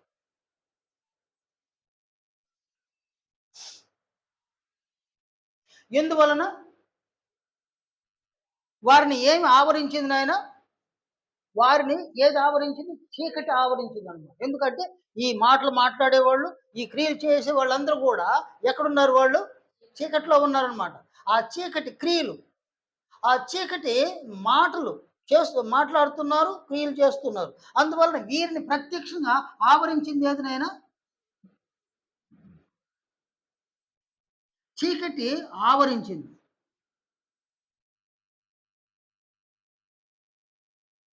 వీరి మాటల ద్వారా, వారి క్రియల ద్వారా, మాటల ద్వారా చీకటి ఆవరించింది. చీకటి వారిని ప్రభావితపరిచింది. ప్రభావితపరిచి వారు సహితము ఈ చీకటి మాటలు మాట్లాడడం, చీకటి క్రియలు చేయడం నేర్చుకున్నారు.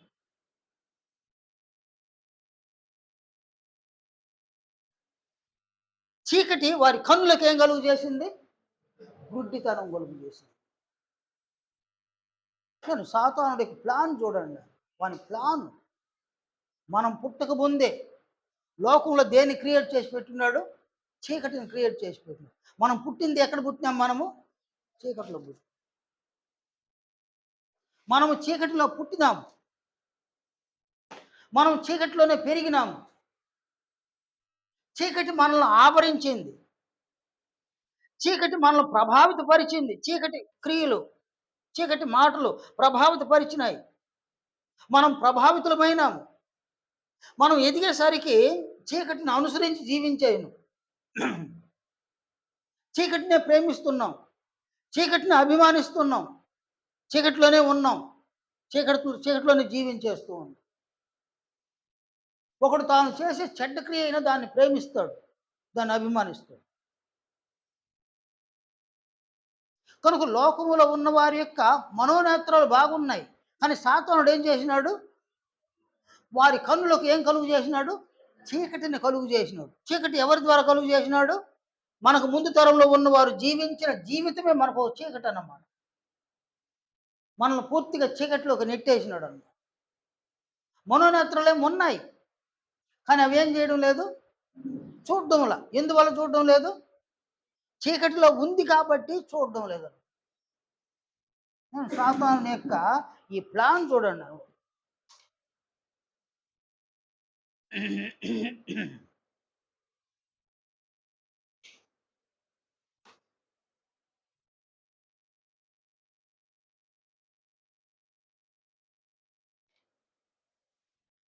అందువలన కొరింథీ 2వ పత్రిక 4వ అధ్యాయం 4వ వచనంలో, ఈ యుగ సంబంధమైన దేవత అవిశ్వాసులైన వారి మనోనేత్రములకు గురుడితనము కలుగు చేసింది. కాబట్టి వీళ్ళందరూ ఎవరినైనా, వీళ్ళందరూ ఎవరు? వీళ్ళందరూ ఎవరినైనా అవిశ్వాసులు.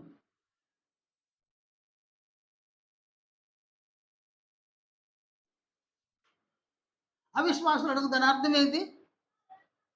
వాళ్ళు కేవలం శరీరాన్ని నమ్ముతారు, దేవుని నమ్మరు. దేవుని నమ్మిన దేనికోసం నమ్ముతారు? శరీరం కోసమే నమ్ముతారు.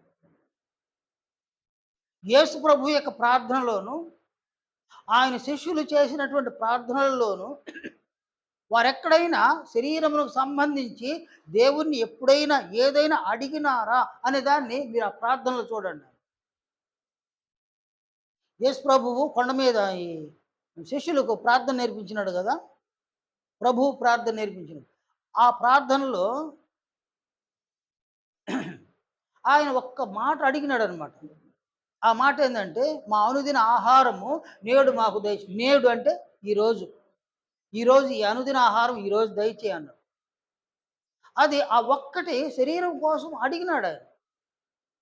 కానీ అటు తరువాత ప్రభువు ఏ ప్రార్థన చేసినా, అపోస్తలులు ఏ ప్రార్థన చేసినా అక్కడ శరీర సంబంధమైన వాటిని వాళ్ళు ఎక్కడ అడగలేదన్నమాట. కానీ నేడు సేవకులుగా ఉన్నటువంటి వారు ప్రతిదీ కూడా శరీరానికి సంబంధించిన వాటిని ఆయన అడుగుతున్నారు. ఆయన మనకు ఆత్మ సంబంధమైనటువంటి ఆశీర్వాదములను అనుగ్రహించడానికి సిద్ధంగా ఉన్నాడు. యోహాను మొదటి పత్రిక 2వ అధ్యాయం 25వ వచనం మనం చదువుకున్నాం కదా. ఆయన నిత్య జీవాన్ని అనుగ్రహిస్తానని తానే మనకు చేసిన వాగ్దానం. నిత్య జీవాన్ని అనుగ్రహిస్తానంటున్నాడు ఆయన. ఈ నిత్య జీవం అనున్నది అదృశ్యమైన ఆత్మకు అవసరమైనది. అదృశ్యమైన ఆత్మకు, శాశ్వతమైన ఆత్మకు అవసరమైన నిత్య జీవాన్ని అనుగ్రహిస్తానని తండ్రి అయిన దేవుడు వాగ్దానం చేసినా కానీ ఎవరు తండ్రి అయిన దేవుని వద్ద నిత్య జీవాన్ని అడుగుతున్నారు? కాబట్టి నిత్య జీవాన్ని తండ్రి అయిన దేవుని దగ్గర అడిగేటువంటి వారు ఎవరున్నారు?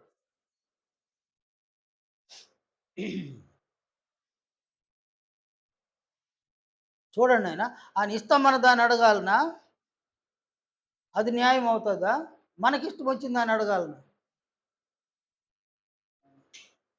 ఆయన ఇస్తామన్న దాన్ని మనం అడగడంలో న్యాయం ఉంది. ఆయన ఇస్తానంటే అది చాలా బెస్ట్ అయిందిగా ఉంటుంది. దేవుడు ఇచ్చేది ఏదైనా అది బెస్ట్ అయినా, నీవు అడిగేది ఏదైనా అది అంత బెస్ట్గా ఉండదు అన్నమాట. ఒక బిడ్డ తండ్రిని అడిగేది అంత బెస్ట్గా ఉండదు. ఒక తండ్రి బిడ్డకు ఇవ్వాలనుకున్నదే బెస్ట్గా ఉంటుంది అన్నమాట. మీరు ఎక్కడైనా ఆలోచన చేయండి. మీరు మీ బిడ్డలకు ఇవ్వాలనుకున్నది బెస్ట్గా ఉంటుంది, కానీ మీ బిడ్డలు అడిగేటివి బెస్ట్గా ఉండవు. వాళ్ళు ఏం అడుగుతారు? నాయన చాక్లెట్ అడుగుతాడు, అది శరీరానికి మేలు చేస్తుంది.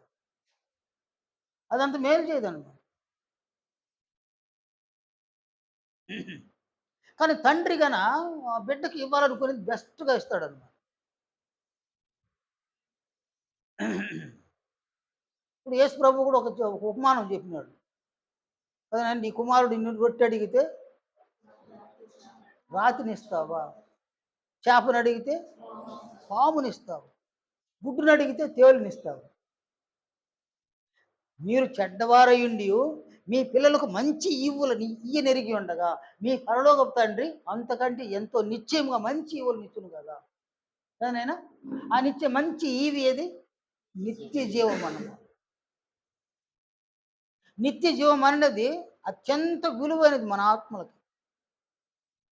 మన ఆత్మ బ్రతుకుటకు, మన ఆత్మ పరలోక రాజ్యానికి వెళ్ళుటకు, పరలోక రాజ్యంలో శాశ్వతంగా తండ్రి అయిన దేవునితో ఉండుటకు నిత్య జీవం అత్యంత అవసరం అన్నమాట. నిత్య జీవాన్ని ఎవరు తండ్రి వద్ద అడగతారో వారెవరినైనా వారు విశ్వాసులైతే శరీర సంబంధమైనటువంటి వాటిని అడిగే వాళ్ళు ఎవరు? అవిశ్వాసులు. ఈ అవిశ్వాసులు చూడండి, ఏ మతములోనైనా ఈ అవిశ్వాసులు ఉన్నారనమాట. విగ్రహాన్ని పూజ చేసేవాడు కూడా అక్కడికి వెళ్ళి ఏం అడుగుతున్నాడు ఆయన? శరీరానికి కావలసిన వాటిని అక్కడ అర్థిస్తూ ఉన్నాడు. ఇప్పుడు మసీదుకు వెళ్ళే వాళ్ళు కూడా దేన్ని అడుగుతున్నారు అక్కడ? శరీరానికి సంబంధించిన వాటిని అడుగుతూ ఉన్నారనమాట. అలాగే క్రైస్తవులు కూడా దేన్ని అడుగుతున్నారు నాయన? శరీరానికి సంబంధించిన వాటిని అడుగుతున్నారు. టోటల్‌గా ఏ మతస్థులైతేనేమి అందరూ ఎవరు? అందరూ అవిశ్వాసులు అన్నమాట. అవిశ్వాసులైన వారి మనోనేత్రాలు సాతానుడు ఏం కలుగు చేసినాడు? గుడ్డితనాన్ని గురించి. అందువల్ల దేవుడెవరో తెలియదు. ఆత్మ అంటే తెలియదు. ఆత్మకు జీవం అంటే తెలియదు. పరలోకం అంటే తెలియదు. ప్రభువు అంటే తెలియదు. పరిశుద్ధాత్మ అంటే తెలియదు. ఏదో తెలీదనమాట. ఏ చూడవలసిన వాటిని వేటిని చూడడం లేదు. ఎందుకు చూడడం లేదు? సాతాను ఏం చేసినాడు? మనోనేత్రాలకు మనోనేత్రాలకు గుడ్డితనమును కలుగు చేసి ఉన్నాడు అనమాట. దేని ద్వారా? చీకటి ద్వారా. చీకటి ద్వారా మనోనేత్రములకు గుడ్డితనమును కలుగు చేసింది. కనుక ఈ గుడ్డితనం కలిగినటువంటి వారు ఎక్కడికి పోతున్నారో వారికి తెలియదు. చచ్చేంత వరకు జీవిస్తూ ఉన్నాడు. ఆ జీవితం ద్వారా ఎక్కడికి పోతాడో వాడికి తెలియదు. వాడు నరకానికి పోతాడో తెలియదు. పరలోకం పోతాడో తెలియదు. వాడు అసలు పోయేది నరకము. కానీ వాడు పోయే స్థలమే వాడికి తెలియదు అన్నమాట. వాడికి అసలు తెలియదు నేను. మరణించేంత వరకు వాడు అదొక మొండి ధైర్యంతోనే బతుకుతాడు. గమ్యం మాత్రము సరిగా చేరుకోలేడన్నమాట. అందువలన చీకటి అతని కన్నులకు గుడ్డితనము కలుగు చేసెను. కనుక తానెక్కడికి వెళుతున్నాడో వానికి తెలియదు. యోహాను చెప్పినటువంటి మాట. కనుక సాతానుడు ఏం చేసినాడంటే, ఎవరైతే అవిశ్వాసులు అయ్యున్నారో వాళ్ళు విగ్రహారాధికులే కాదు నాయన. విగ్రహారాధికులు అనేకులు యేసు ప్రభువుని నమ్ముతున్నారు. మీరు చూడండి నాయన, విగ్రహారాధికులలో అనేకులు యేసు ప్రభువుని నమ్ముతున్నారు. వారు అది వరకు నమ్మినటువంటి దేవుళ్ళైనా దేవతలైనా వారి శరీరం కోసం ఏవేవి అడిగినారో అవి వాళ్ళు ఇవ్వలేదని వాళ్ళను నిరాకరించి ఎవరి దగ్గరకు వస్తున్నారు? యేసు ప్రభు దగ్గరకు వస్తున్నారు. ఇక్కడికి వచ్చి కూడా దేన్ని అడుగుతున్నారు? ఇక్కడికి వచ్చి కూడా ఈయన అదే అడుగుతున్నారు. అందువలన వాళ్ళు ఆ దేవుడిని పూజ చేసిన యేసు ప్రభు దగ్గరకు వచ్చిన వీళ్ళు అడగడాన్ని బట్టి చూస్తే ఎక్కడున్నారు వాళ్ళు? వాళ్ళు చీకట్లోనే ఉన్నారు. వాళ్ళు వెలుగులో ఉంటే వెలుగులో ఉంటే వెలుగు ఎవరు వెలుగు? ఆయనలో జీవం ఉండెను. ఆ జీవము మనుషులకు వెలుగై ఉండెను. క్రీస్తు జీవం కలిగి ఉన్నాడు. అందువలన యేసు ప్రభు దగ్గరకు ఎవరైనా వస్తే దేనికోసం రావాలో? సర్వ శరీరులకు నిత్య జీవం అనుగ్రహించినట్లు కదా. సర్వ శరీరుల మీద అధికారాన్ని దేవుడు ఆయనకు అనుగ్రహించినాడు. యేసు ప్రభు మనకు ఏమి ఇవ్వడానికి దేవుడు ఆయనకు అధికారం ఇచ్చున్నాడు? నిత్య జీవాన్ని ఇవ్వడానికి అధికారం ఇచ్చాడు. ఆయన నిత్య జీవాన్ని ఇస్తాడు. యేసు ప్రభు సైతము నిత్య జీవాన్ని ఇస్తాడనమాట. నిత్య జీవాన్ని ఇవ్వడానికి వాళ్ళు సిద్ధంగా ఉండగా వాళ్ళ దగ్గరికి వెళ్ళి శరీరానికి కావాల్సిన వాటిని ముష్టి అడిగినట్టు అడిగితే,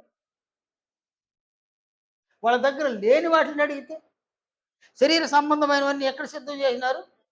ప్రకృతిలో సిద్ధం చేసి ఉండగా ప్రకృతిలో నీవు పొందగలిగిన దాన్ని వాళ్ళ దగ్గర వెళ్ళి పొందాలంటే వాళ్ళు ఎట్లా ఇస్తారు నాయన?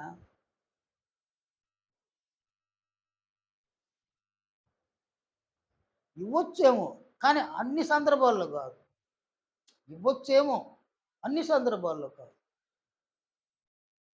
కానీ ముఖ్యంగా దేన్ని అడగాలి? వాళ్ళు ఇవ్వాలనుకున్న దాన్ని మనం అడగాలి. గొర్రెలకు జీవం కలుగుటకును, అది సమృద్ధిగా కలుగుటకును నేను వచ్చి తిని. యోహాను 10, 10 వచనం. కనుక యేసు ప్రభువు గొర్రెలకు జీవాన్ని ఇవ్వడానికి వచ్చినాడు. దేవుడు సైతము నిత్య జీవాన్ని అనుగ్రహిస్తానని వాగ్దానం చేసి ఉన్నాడు. ఈ నిత్య జీవం అనున్నది మన ఆత్మలకు అత్యంత అవసరమైనది. ఆత్మ అదృశ్యము, నిత్య జీవం అదృశ్యము. ఇస్తానన్న వాళ్ళు కూడా అదృశ్యులే.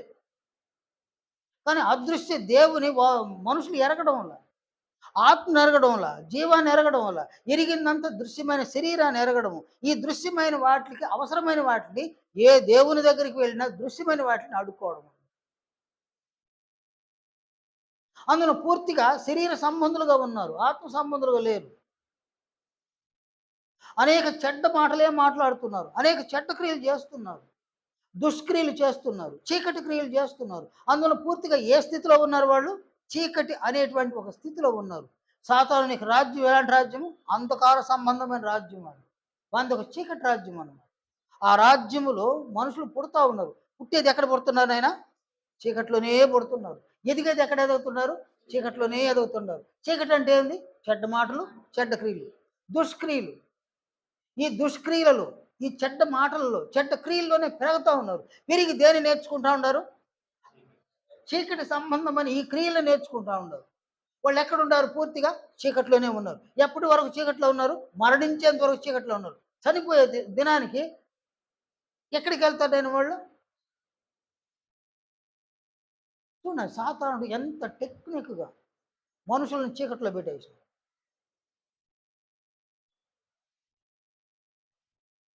మనుషుల యొక్క ఆత్మలన్నీ ఎక్కడ ఉన్నాయి నాయన? చీకట్లోనే ఉన్నాయి. చీకట్లో ఉన్నారంటే దాని అర్థం ఏంది? చీకటి క్రియలు, దుష్క్రియలు, చెడ్డ క్రియలు, చెడ్డ మాటలు, చెడ్డ క్రియలు, చెడ్డ జీవితం అన్నమాట. చెడు గుణాలు, చెడు లక్షణాలు, చెడు స్వభావాలు అన్నమాట. అందులో ఉన్నారన్నమాట. పుట్టేది వాటిల్లోనే, పెరిగేది వాటిలోనే, చచ్చేది కూడా వాటిల్లోనే.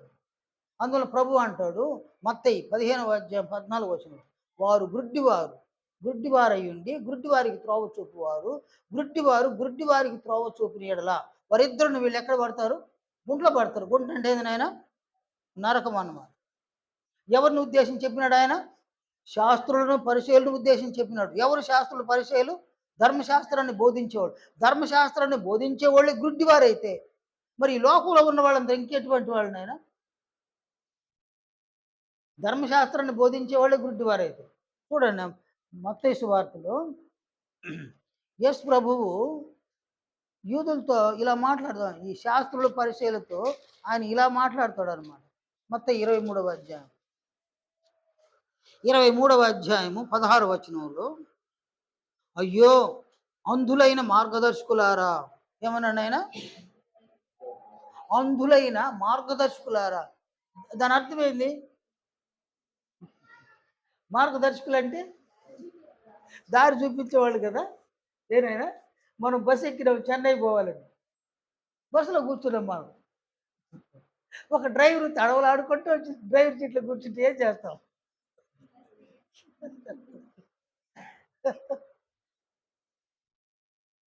ఏనైనా కూలింగ్ గ్లాస్ అయితే చేసినాడు, నల్లటి అద్దాలు వేసుకున్నాడు. వాడు బస్సు ఎక్కేటప్పుడే వెతుక్కుంటా వచ్చి కదా కండక్టర్ బట్టి వాడు కూర్చోబెట్టాడు సీట్లో కదా. వాడు స్టార్ట్ చేసినాడు, బస్ స్టార్ట్ చేసినాడు, గేర్ వేస్తున్నాడు. ఏం చేస్తాను ప్రాక్టికల్గా చెప్పండి, ఏం చేస్తారు? ఒక్కసారి డ్రైవర్ బాగా చూసే డ్రైవరే బండి బస్సు అదుపు తప్పిందంటే కేకలేస్తారు. బస్సులో ఉన్న వాళ్ళు అరిచేస్తారు, కేకలేస్తారు అనమాట. ఇంకెందుకు నాయన ఒక స్పీడ్ బ్రేకర్ మీద స్పీడ్గా పోయి ఎక్కించేసినాడు అనుకో, వెనుకున్న వాళ్ళు అందరూ తిడుతుంటారు, డ్రైవరా ఏం చేస్తున్నావు నువ్వు, చచ్చిపోతా వెడే వెనక అని అంటారు. స్పీడ్ బ్రేకర్ మీద ఎక్కితేనే అరుపులు కేకలు. బస్ అదుపు తప్పిందంటే పెద్ద పెద్ద కేకలు అన్నమాట. ఆర్తనాదాలు అంటారు వాటిని. వాటిని ఏమంటారు నాయన? ఆర్తనాదాలు. చచ్చిపోయే ముందు అరిచే శబ్దాలన్నమాట అవన్నీ కూడా ఆర్తనాదాలు. అటువంటిది గుడ్డివాడు డ్రైవింగ్ చేస్తారని బస్సు ఎక్కితే పరిస్థితి ఎట్టుంటుంది నాయన?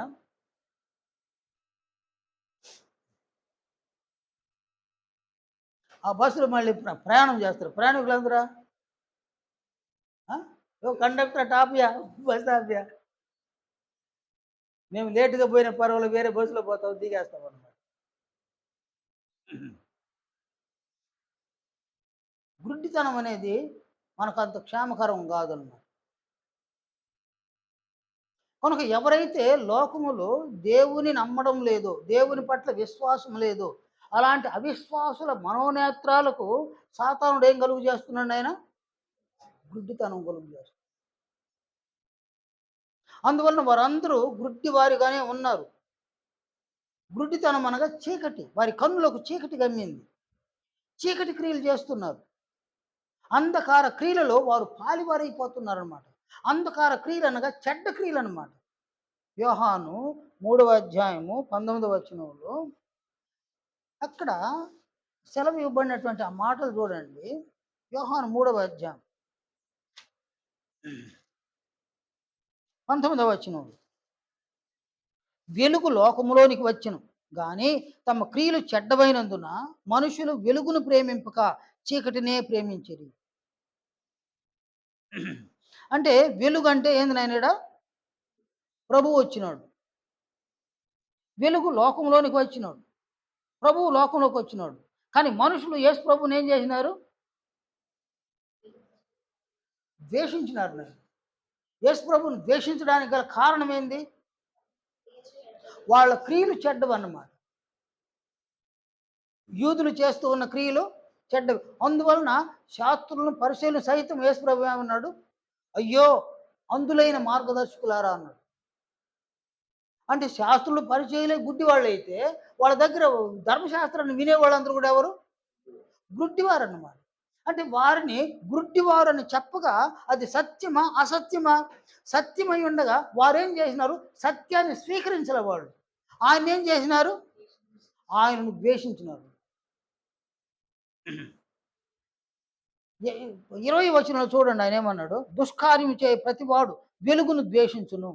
అంటే చెడ్డ క్రియలు చేసే ప్రతి ఒక్కడు కూడా యేసు ప్రభువుని ఏం చేస్తాడు?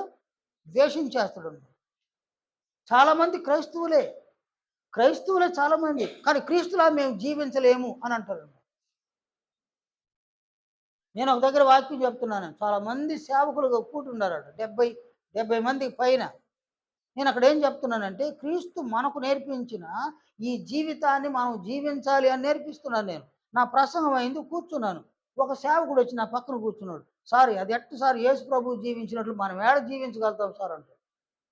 అంటే ఆయన జీవించిన జీవితాన్ని మనం ఏడ జీవిస్తాము, మనం జీవించలేము సార్ అంటాడు. మరి ఎందుకు సేవ చేస్తున్నావు అంటే అతను అంటాడు, బ్రతకాలి కదా సార్ అని. కడుపు చూపిస్తాడు, బ్రతకాలి కదా. కాబట్టి వారి కడుపే వారి దేవుడు. కాబట్టి ఇక్కడ అనేక మంది సేవకుల పరిస్థితి అలా ఉంటే వారి సంఘంలోనికి వచ్చే వారి పరిస్థితి ఇంకెలా ఉంటుంది? కనుక దుష్కార్యం చేయువారు వెలుగునేం చేస్తారు? ద్వేషిస్తారు. వారు క్రైస్తవులైనా సరే, మీరు మాకు అవసరం, క్రీస్తు అవసరం. ఎందుకు అవసరము? మాకు కష్టాలు ఉన్నాయి, మాకు సమస్యలు ఉన్నాయి, మాకు బాధలు ఉన్నాయి, మాకు కన్నీళ్ళు ఉన్నాయి, మాకు అవసరాలు ఉన్నాయి, మాకు అనారోగ్యాలు వస్తాయి, అపాయాలు వచ్చేస్తాయేమో. వాటన్నిటిలో నువ్వేం చేయాలా? దగ్గరుండి కాపాడాలి. నేను ఇక్కడ ఆటోల మీద రాసి పెడతారు, యెహోవా నా కాపరి అని. యక్షికలు కదా అదంతా. యెహోవా నా కాపరి అంట. ఎక్కడ ఆయన రాయాల్సిందాడా? హృదయంలో మనసులో రాసుకోవాలా. ఎక్కడ రాసి పెట్టున్నాడు? ఆటో మీద, వాహనాల మీద రాసి పెట్టుకుంటున్నారన్నమాట.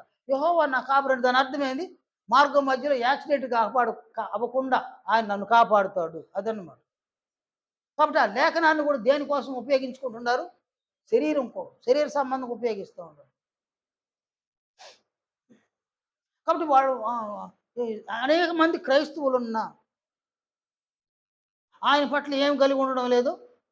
విశ్వాసాన్ని కలిగి ఉండడం లేదు. కాబట్టి విశ్వాసం లేని వారెవరు? అవిశ్వాసులు. ఈ అవిశ్వాసుల యొక్క మనోనేత్రాలకు సాతానుడు ఏం చేస్తాడు? గుడ్డితనాన్ని కలుగు చేసేసినాడు. అందరూ గుడ్డివారు, అంధులు. నేను కామాంధులు అంటారు, దాని అర్థమైంది. కామాంధులు అంటే అర్థమైంది నేను. అంధత్వము. దేంట్లో అంధత్వము? కామములో అంధత్వం. కామాంధుడు వాడు చీకట్లో ఉన్నాడు. కామము వానికి అంధత్వాన్ని కలుగు చేసింది. వాడేం చేస్తాడు? అక్కతో పోతాడు, చెల్లెలతో పోతాడు, చిన్నమ్మతో పోతాడు, పెదమ్మతో పోతాడు, మేనత్తతో పోతాడు. ఎందుకంటే వాడు అంధుడు. అంధుడు అంటే గుడ్డివాడు. ఎందులో గుడ్డివాడు? వాడు కామములో గుడ్డివాడు. అందువల్ల ఎవరితోనైనా వెళ్ళిపోతుంటాడు వాడు. వాడికి తెలియలా, చీకట్లో ఉన్నాడు. వాడు అంధుడు అన్నమాట. వావి వరసలే తెలియలే వాడికి. ఎందుకంటే ఆ కామము వానికి అంధత్వాన్ని కలుగు చేసేసింది అన్నమాట. ఆత్మకు అంధత్వాన్ని అవిశ్వాసులు కలుగు చేసినాడు సాతాను. కనుక మనుషులందరూ కూడా దేంట్లో ఉన్నారు నాయన? చీకట్లోనే ఉన్నారు. తమ కన్నులకు సాతానుడు గుడ్డితనము చీకటి ద్వారా కలుగు చేసినాడు.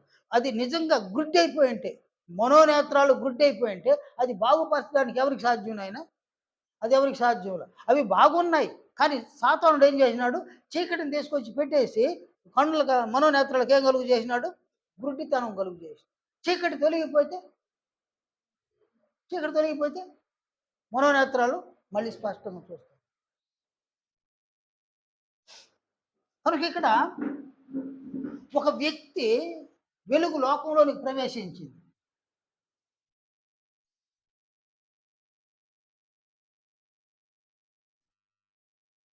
కొరింథీ 2వ పత్రిక 4వ అధ్యాయం 4వ వచనంలో, దేవుని స్వరూపి అయి ఉన్న క్రీస్తు మహిమను కనపరచు సువార్త ప్రకాశం అన్నాడు. ఈ సువార్త ఏదైనా ప్రకాశం, వెలుగు. ఈ సువార్త ప్రకాశము ఈ పాపులు ఉన్నారే, ఈ పాపుల మీద ఎంతమంది మీద ప్రసరించింది? ఎంతమంది సువార్తకు విధేయులైనారు?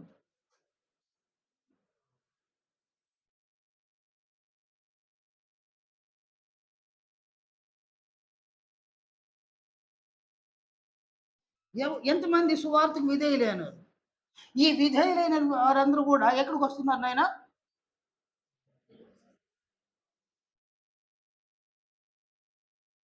బాప్తిస్మం అనేటువంటి ఈ కార్యక్రమంలోనికి రాగా, ఈ కార్యక్రమంలోనికి ఒక వ్యక్తి వచ్చినప్పుడు, ఈ కార్యక్రమంలో దేవుడు ఏం చేస్తాడు ఆయన?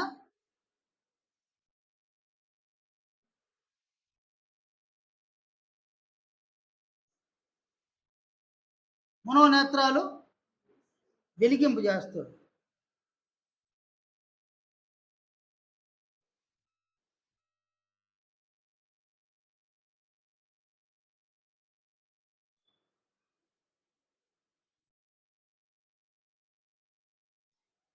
ఈ బాప్తిస్మం అనే కార్యక్రమం మనోనేత్రాలను వెలిగింపు చేస్తాడు. ఇప్పుడు అతడు దేన్ని చూడగలుగుతాడు? అదృశ్యములు.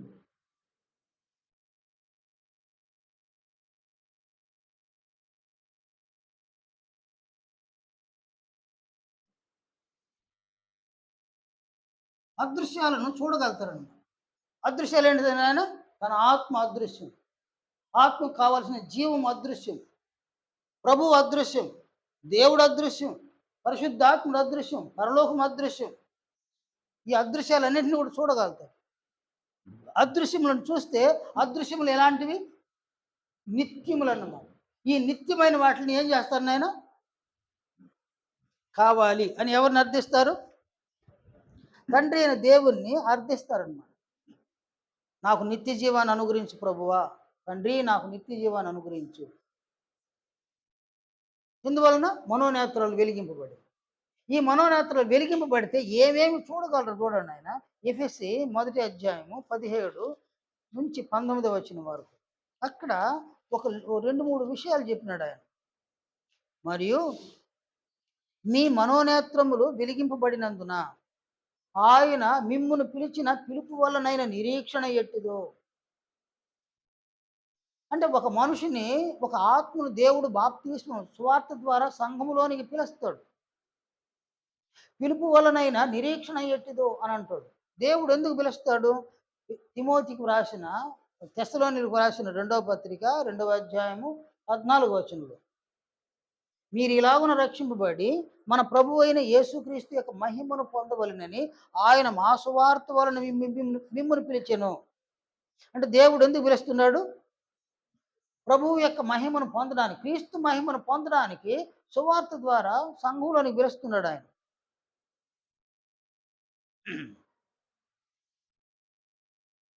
కనుక ఎవరైనా బాప్తిస్మములో మనోనేత్రాలు వెలిగింపబడితే వారు గ్రహించే మొదటి సంగతి, ఆయన సంఘంలోనికి, లోకంలో నుండి, అంటే చీకట్లో నుండి వెలుగులోనికి పిలిచినాడు కదా. పేతురు తన మొదటి పత్రిక 2వ అధ్యాయము 9వ వచనంలో అక్కడ పేతురు ఇలా సెలవిచ్చినాడు అనమాట. మొదటి అధ్యాయం 2వ అధ్యాయం 9వ వచనం, మీరు చీకటిలో నుండి ఆశ్చర్యకరమైన తన వెలుగులోనికి మిమ్మును పిలిచిన వాని గుణాతిశయములను ప్రచురము చేయ నిమిత్తము ఏర్పరచబడిన వంశమును, రాజులైన యాజక సమూహమును, పరిశుద్ధ జనమును, దేవుని సొత్తైన ప్రజలునై ఉన్నారు. కనుక ఆయన ఎక్కడి నుంచి ఎక్కడికి పిలిచినాడు? చీకట్లో నుంచి వెలుగులోనికి పిలిచినాడు. ఎందుకు పిలిచినాడు? ఆయన తన గుణాతిశయములను మనం ప్రచురం చేయడానికి పిలిచినాడు.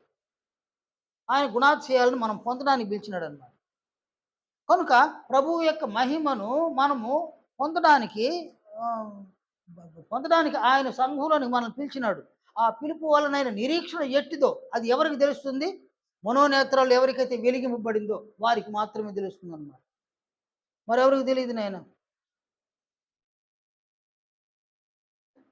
నీ మనోనేత్రములు వెలిగింపబడినందున ఆయన మిమ్మల్ని పిలిచిన పిలుపు వలనైన నిరీక్షణ ఎట్టిదో, పరిశుద్ధులలో ఆయన స్వాస్థ్యం యొక్క మహిమైశ్వర్యం ఎట్టిదో. ఎవరైనా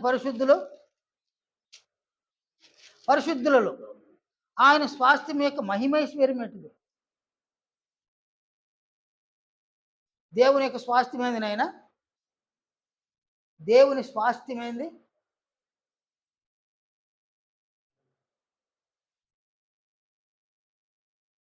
అంటే ఎఫెసీ మొదటి అధ్యాయం 17-19 దశలో చెప్పుకుంటున్నాం.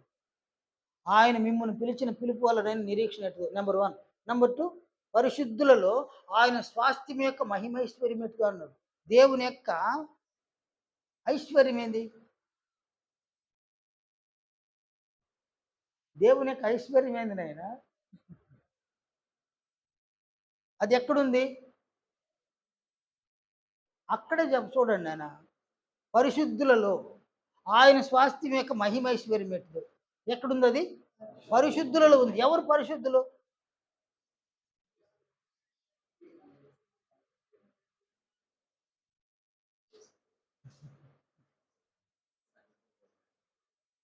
కాబట్టి సంఘములో ఉన్నవారు ఎవరినైనా పరిశుద్ధులు. పరిశుద్ధులలో ఆయన స్వాస్థ్యం ఏంది? ఆయన ఐశ్వర్యం ఏంది? మహిమ. ఆ మహిమ దేవుని యొక్క స్వాస్థ్యం, మహిమైశ్వర్యం అన్నమాట ఆయన. బట్ మనలో ఒక ఐశ్వర్యాన్ని చూస్తున్నాడు ఆయన కావాలని. ఆయన ఐశ్వర్యం ఎలా ఏర్పడాలి? ఆ మహిమ అంటే ప్రభువు యొక్క మహిమను మనం పొందగా మనలో ఉన్న మహిమ ఆయనకేమవుతుంది? స్వాస్థ్యము, ఐశ్వర్యం అవుతుంది అన్నమాట. మన మహిమే క్రీస్తు యొక్క మహిమను మనం పొందగలిగితే ఈ మహిమ తండ్రి అయిన దేవునికి స్వాస్థ్యము, అది ఐశ్వర్యం ఆయన. ఈ స్వాస్థ్యం ఎక్కడికి వెళ్ళాలా? ఈ స్వాస్థ్యాన్ని అంగీకరిస్తాడు పరలోక రాజ్యం. మనలో ఒక స్వాస్థ్యం, దేవుని యొక్క స్వాస్థ్యం మనలో ఉంది. ఏందది? క్రీస్తు యొక్క మహిమను మనం పొందగలిగితే మనం పొందిన ఆ క్రీస్తు మహిమ ఆయన స్వాస్థ్యము, ఆయనకు అది ఐశ్వర్యం అన్నమాట. అంటే దేవుని యొక్క ఐశ్వర్యం ఎక్కడుంది నాయన? దేవుని యొక్క ఐశ్వర్యం ఎక్కడుంది? మనలో ఉంది. చూడాలనుకుంటున్నాడు ఆయన.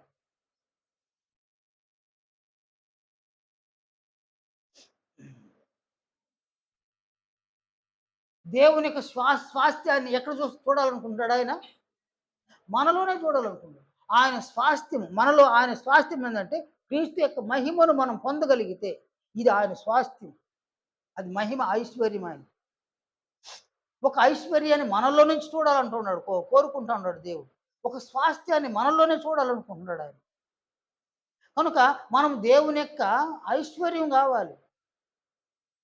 మనం దేవునికి స్వాస్థ్యం కావాలి. మనం దేవుని యొక్క ఐశ్వర్యం కావాలనుకున్నా, మనం దేవుని స్వాస్థ్యం కావాలనుకున్నా, మనలో సంఘులను వారిలో ఏముండాలి? క్రీస్తు యొక్క మహిమ ఉండాలనమాట. అందువలన సంఘములో క్రీస్తు యొక్క మహిమను పొందడానికి ఆయన తన కుమారుని యొక్క సువార్త ద్వారా సంఘంలోనికి మనల్ని పిలిచున్నాడనమాట. మనోనేత్రాలు వెలిగింపబడితే ఇవన్నీ అర్థమవుతాయి. ఆయన మిమ్మల్ని పిలిచిన పిలుపు వలనైన నిరీక్షణ ఎట్టిదో, పరిశుద్ధులలో ఆయన స్వాస్థ్యం యొక్క మహిమైశ్వర్యం ఎట్టిదో, ఆయన క్రీస్తునందు వినియోగపరచిన బలాతిశయమును బట్టి విశ్వసించుతున్న మనయందు ఆయన చూపుచున్న తన శక్తి యొక్క అపరిమితమైన మహత్యం ఎట్టిదో మీరు తెలుసుకొనవలెనని. మన ప్రభు అయిన యేసుక్రీస్తు యొక్క తండ్రి యొక్క దేవుడు ఈ మనస్సును మీకు అనుగ్రహించాలని నేను నా ప్రార్థనలను విజ్ఞాపన చేస్తున్నాను అని పౌలు చెప్పినాడు. కనుక ఎవరికి మనోనేత్రాలు వెలిగింపబడతాయో వారు ఈ అదృశ్యమైన వాటన్నింటినీ చూడగలరు. దేవుడు నన్ను ఎందుకు పిలిచినాడు? క్రీస్తు మహిమను పొందడానికి పిలిచినాడు. దేవునికి మేము ఏమై ఉండాలి? ఆయనకి మేము ఒక స్వాస్థ్యమై ఉండాలి, ఒక ఐశ్వర్యమై ఉండాలి, మహిమైశ్వర్యమై ఉండాలి. అందువలన క్రీస్తునందు ఆయన వినియోగపరిచిన బలాతిశయమును బట్టి మనం విశ్వాసం కలిగి ఉండాలి. అంటే క్రీస్తునందు వినియోగపరిచిన బలాతిశయం ఏంది నేనది? క్రీస్తునందు వినియోగపరిచున్నాడు ఆయన. దేన్ని వినియోగపరిచున్నాడు ఆయన?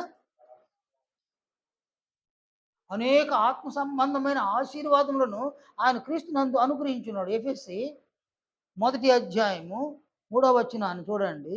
మన ప్రభు అయిన యేసుక్రీస్తు యొక్క తండ్రి యొక్క దేవుడు స్తుతింపబడును గాక. ఆయన క్రీస్తునందు పరలోక విషయములలో ఆత్మ సంబంధమైన ప్రతి ఆశీర్వాదమును మనకు అనుగ్రహించను. అంటే ప్రతి ఆశీర్వాదాన్ని మనకు అనుగ్రహించున్నాడు. దాన్ని బట్టి ఆయన ఏమంటాడు?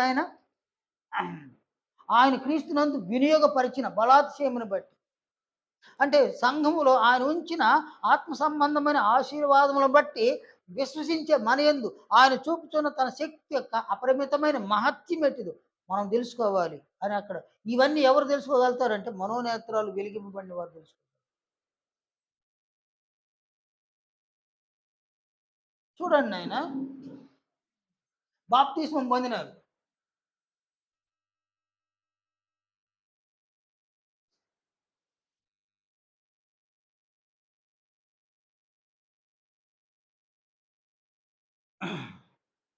ఈ బాప్తిస్మం పొందినటువంటి వారు సంఘంలోనికి వచ్చినారు.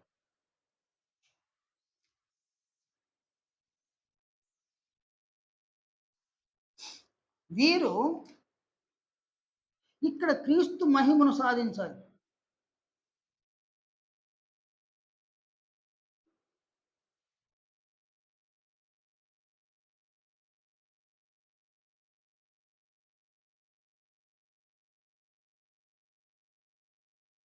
ఇది అత్యంత అవసరం అన్నమాట.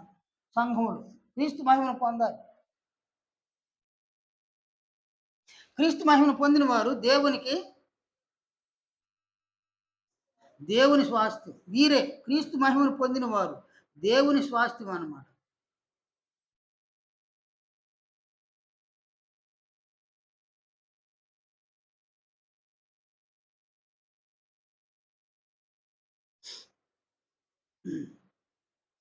వీరే దేవుని యొక్క ఐశ్వర్యం.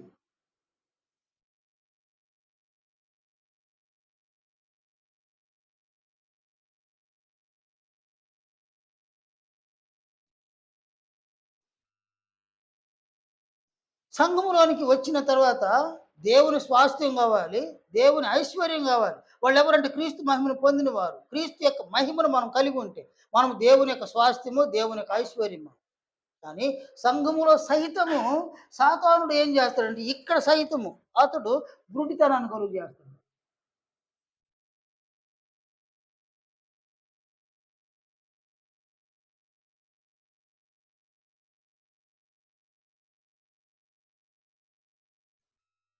సంఘములో సైతము అతడు గుడ్డివారిని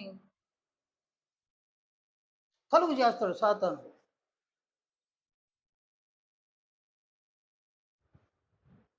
పేతురు తన 2వ పత్రికలో పేతురు సెలవిచ్చినటువంటి ఈ మాటలు చూడండి.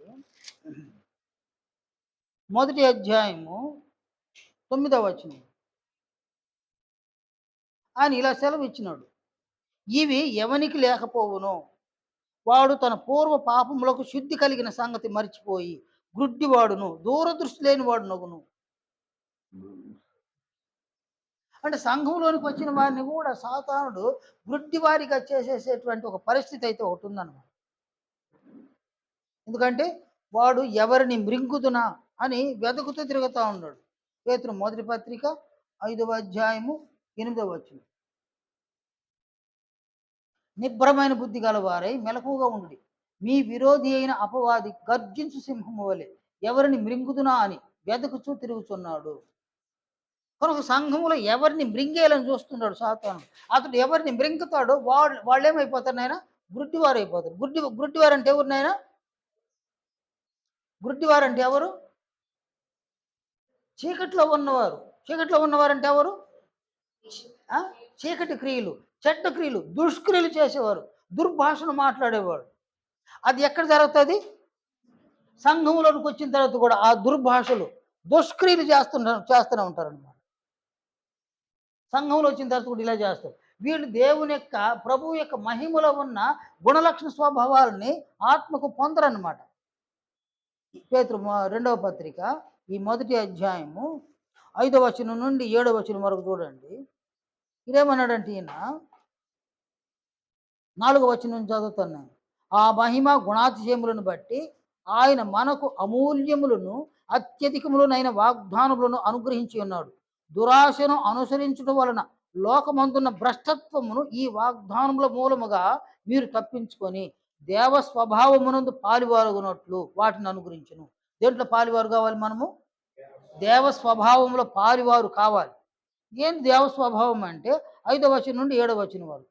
మీ మట్టుకు మీరు పూర్ణ జాగ్రత్త గలవారై మీ విశ్వాసమునందు సద్గుణమును, సద్గుణమునందు జ్ఞానమును, జ్ఞానమునందు ఆశా నిగ్రహమును, ఆశా నిగ్రహమునందు సహనమును, సహనమునందు భక్తిని, భక్తి యందు సహోదర ప్రేమను, సహోదర ప్రేమ యందు దయను అమర్చుకొనుడి. అంటే ఇవన్నీ కూడా దైవ స్వభావాలు, క్రీస్తు స్వభావాలు. ఈ స్వభావాలను సంఘములో ఉన్నవారు ఆత్మకు పొందాలి. ఇది క్రీస్తు యొక్క మహిమ. ఈ క్రీస్తు మహిమలో ఉన్న శ్రేష్టమైన ఈ గుణలక్షణ స్వభావాలను ఆత్మకు పొందినటువంటి వారు ఏమవుతారని దేవునికి స్వాస్థ్యం అవుతారు. దేవునికి ఏమవుతారు నాయన? ఐశ్వర్యం అవుతారు. దేవుని స్వాస్థ్యము, దేవుని ఐశ్వర్యం. క్రీస్తు యొక్క మహిమలో ఉన్న ఈ శ్రేష్టమైన గుణలక్షణ స్వభావాలని సంఘములో సంపాదించుకునేవారు. అలా కాకుండా ఇంకను దుర్భాషలు ఆడుతూ ఉంటే, ఇంకను దుష్క్రియలను చేస్తూ ఉంటే వాడు దేంట్లో ఉండారని అర్థము? చీకట్లో ఉండరు. చీకట్లో ఉన్నారు కాబట్టి వాళ్ళకి ఏం తెలియదు? గుడ్డివారును, దూరదృష్టి లేని వారు ఒకరు. దూరదృష్టి అంటే వాడు ఎక్కడికి పోతాడో వాడికి తెలియదు. లోకంలో ఉన్నప్పుడు కూడా గుడ్డివాడు, చీకటి వాని కన్నులకు గుడ్డితనం కలుగు చేసినందున వారెక్కడికి పోతున్నాడో వాడికి తెలియదు. ఇక్కడ కూడా గుడ్డివాడైపోతే తాను ఎక్కడికి పోతాడో తెలియదు అన్నమాట. అంటే గమ్యం తెలియనటువంటి ప్రయాణం అన్నమాట ఇదంతా కూడా. సంఘములో క్రీస్తు యొక్క మహిమను పొందిన వారు గమ్యమును చేరుకోగలిగినటువంటి ఉత్తమమైన ప్రయాణాన్ని చేసేవాడు అన్నమాట. కనుక ఇక్కడ లోకములో సాతానుడు అనేకులను గుడ్డితనం కలుగు చేస్తున్నాడు. మనోనేత్రాలకు గుడ్డితనాన్ని కలుగు చేస్తాడు.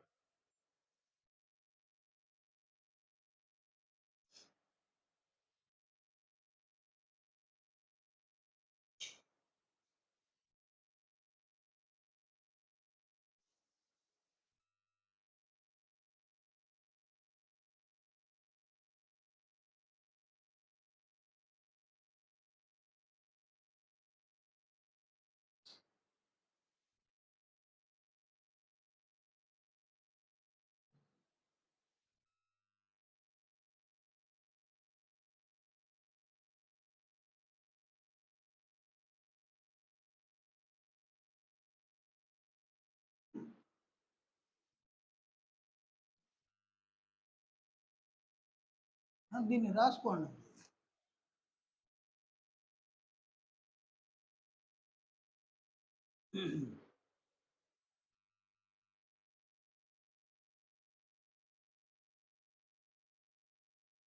బట్ లోకంలో సాతానుడు అవిశ్వాసులైన వారి మనోనేత్రాలకు గుడ్డితనం కలుగు చేస్తున్నాడు అన్నమాట.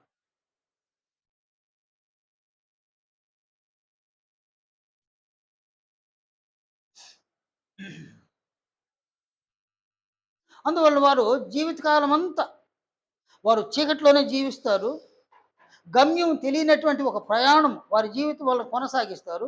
గ్రుడ్డి వారికి త్రోవ చూపిన యెడల ఇద్దరు పోయి గుంటలో పడడం, నరకానికి వెళ్ళిపోతారు. అలాంటి ఒక స్థితి నుంచి తండ్రి అయిన దేవుడు సువార్తకు విధేయులైనటువంటి వారిని బాప్తిస్మములో మనోనేత్రాలను వెలిగింపజేస్తాడు. అదృశ్యాలను చూడగలిగే అవకాశాన్ని ఇస్తాడు. సంఘంలోనికి వచ్చి అదృశ్యాలను చూసి క్రీస్తు యొక్క మహిమను పొందగలిగితే వారు దేవునికి స్వాస్థ్యం అవుతారు, దేవునికి ఐశ్వర్యం అవుతారు. సంఘంలోనికి వచ్చి కూడా వారు గుడ్డివారైతే వారు ఏమవుతారంటే దూరదృష్టి లేని వాళ్ళు అయిపోతారు. కాబట్టి ఈ సంఘంలో మనోనేత్రాల సహాయంతో అదృశ్యాలను చూసేవాళ్ళు ఉన్నారు. గుడ్డివారుగా ఉండి అదృశ్యాలను చూడనటువంటి వాళ్ళు కూడా సంఘంలో ఉండి వీరు కేవలం శరీర సంబంధమైన జీవితాన్ని సంఘంలో జీవించే చనిపోయేవాళ్ళు. ఏదేమైనా తండ్రి అయిన దేవుడు బాప్తిస్మము అనేటువంటి కార్యక్రమంలో ఆయన మనోనేత్రాలను వెలిగింపు చేస్తాడనమాట. ఈ గొప్ప ఆశీర్వాదాన్ని దేవుడు బాప్తిస్మం అనే కార్యక్రమంలో అనుగ్రహిస్తాడు. నన్ను ఏదన్నా ప్రశ్న ఉంటే అడగండి, సమయం అయింది.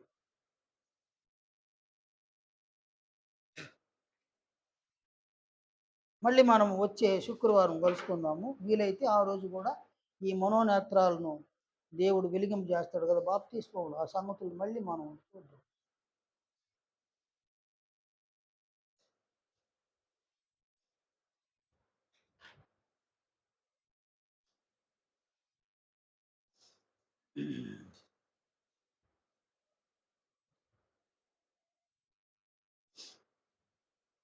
చివరిగా ప్రార్థన చేసుకుందాము. 10 అయిపోయింది.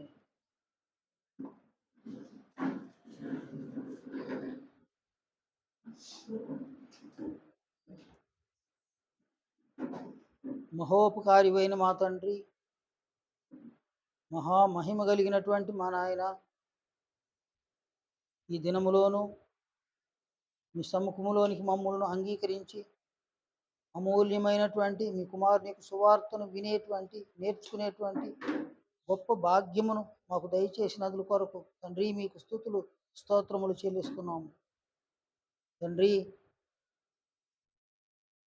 ఈ సువార్థికుల యొక్క తరగతి ద్వారా సంఘములో ఉన్నటువంటి బిడ్డలు కొందరైనా సువార్థికులుగా తయారవుట మీ చిత్తమై ఉండగా మీ మహా కనికరాన్ని బట్టి ప్రభువు అపోస్తలులు సువార్త సత్యమును ఏ స్థాయిలో ప్రకటించినారో ఆ స్థాయిలో మాకు నేర్పించమని, అదే స్థాయిలో సంఘము నుండి అనేక మంది ఆత్మలకు సువార్తను ప్రకటించే భాగ్యాన్ని కూడా దయచేయమని ప్రార్థిస్తూ ఉన్నాం.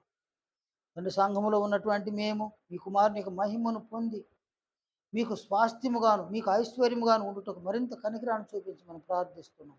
తండ్రి, బాప్తిస్మం అనే కార్యక్రమంలో మా మనోనేత్రాలను మీరు వెలిగింపు చేసినందున సంఘములో ఉన్నప్పుడు అదృశ్యమైన వాటిని మేము చూడగలుగుటకు మరింత సహాయం దయచేయమని ప్రార్థిస్తూ ఉన్నాం. తండ్రి, మేము ఈ ఆత్మ సంబంధమైన జీవితాన్ని నిర్లక్ష్యం చేసి గుడ్డివారుగా మారిపోకుండా మరింత కనికరాన్ని చూపించమని ప్రార్థిస్తూ ఉన్నాం. సంఘము ద్వారా ఆత్మ సంబంధమైనటువంటి గుడ్డితనం కలిగిన అనేకులకు సువార్త సత్యమును వెలుగును ప్రకాశింపజేసే విధంగా మరింత సహాయాన్ని మాకు దయచేయమని ప్రార్థిస్తూ ఉన్నాం. చేరి వచ్చిన ప్రతి బిడ్డను దీవించండి, కనికరించండి. వింటూ ఉన్నటువంటి సంగతులన్నింటినీ కూడా హృదయాలలో మనస్సులో నిక్షిప్తం చేసుకొని వారికి అవకాశం దొరికినప్పుడంతా ఎవరికో ఒకరికి సంగతులు వినిపించడానికి మరింత కనికరాన్ని చూపించమని ప్రార్థిస్తూ ఉన్నాం. మా ప్రార్థన మన్నించమని, ప్రతి బిడ్డను దీవించమని, ప్రతి బిడ్డను కనికరించమని, అన్ని విషయాలలో ప్రతి బిడ్డ యొక్క కుటుంబంలో సమాధానాన్ని దయచేయమని, తిరిగి మీ సముఖంలోని మేము చేరి వచ్చేంత వరకు ప్రభు చొప్పున మమ్మల్ని కనికరించుదురని ప్రభు అయిన క్రీస్తు యేసు పరిశుద్ధ నామమున ప్రార్థిస్తున్నాము తండ్రి. ఆమేన్. అందరికీ వందనాలు.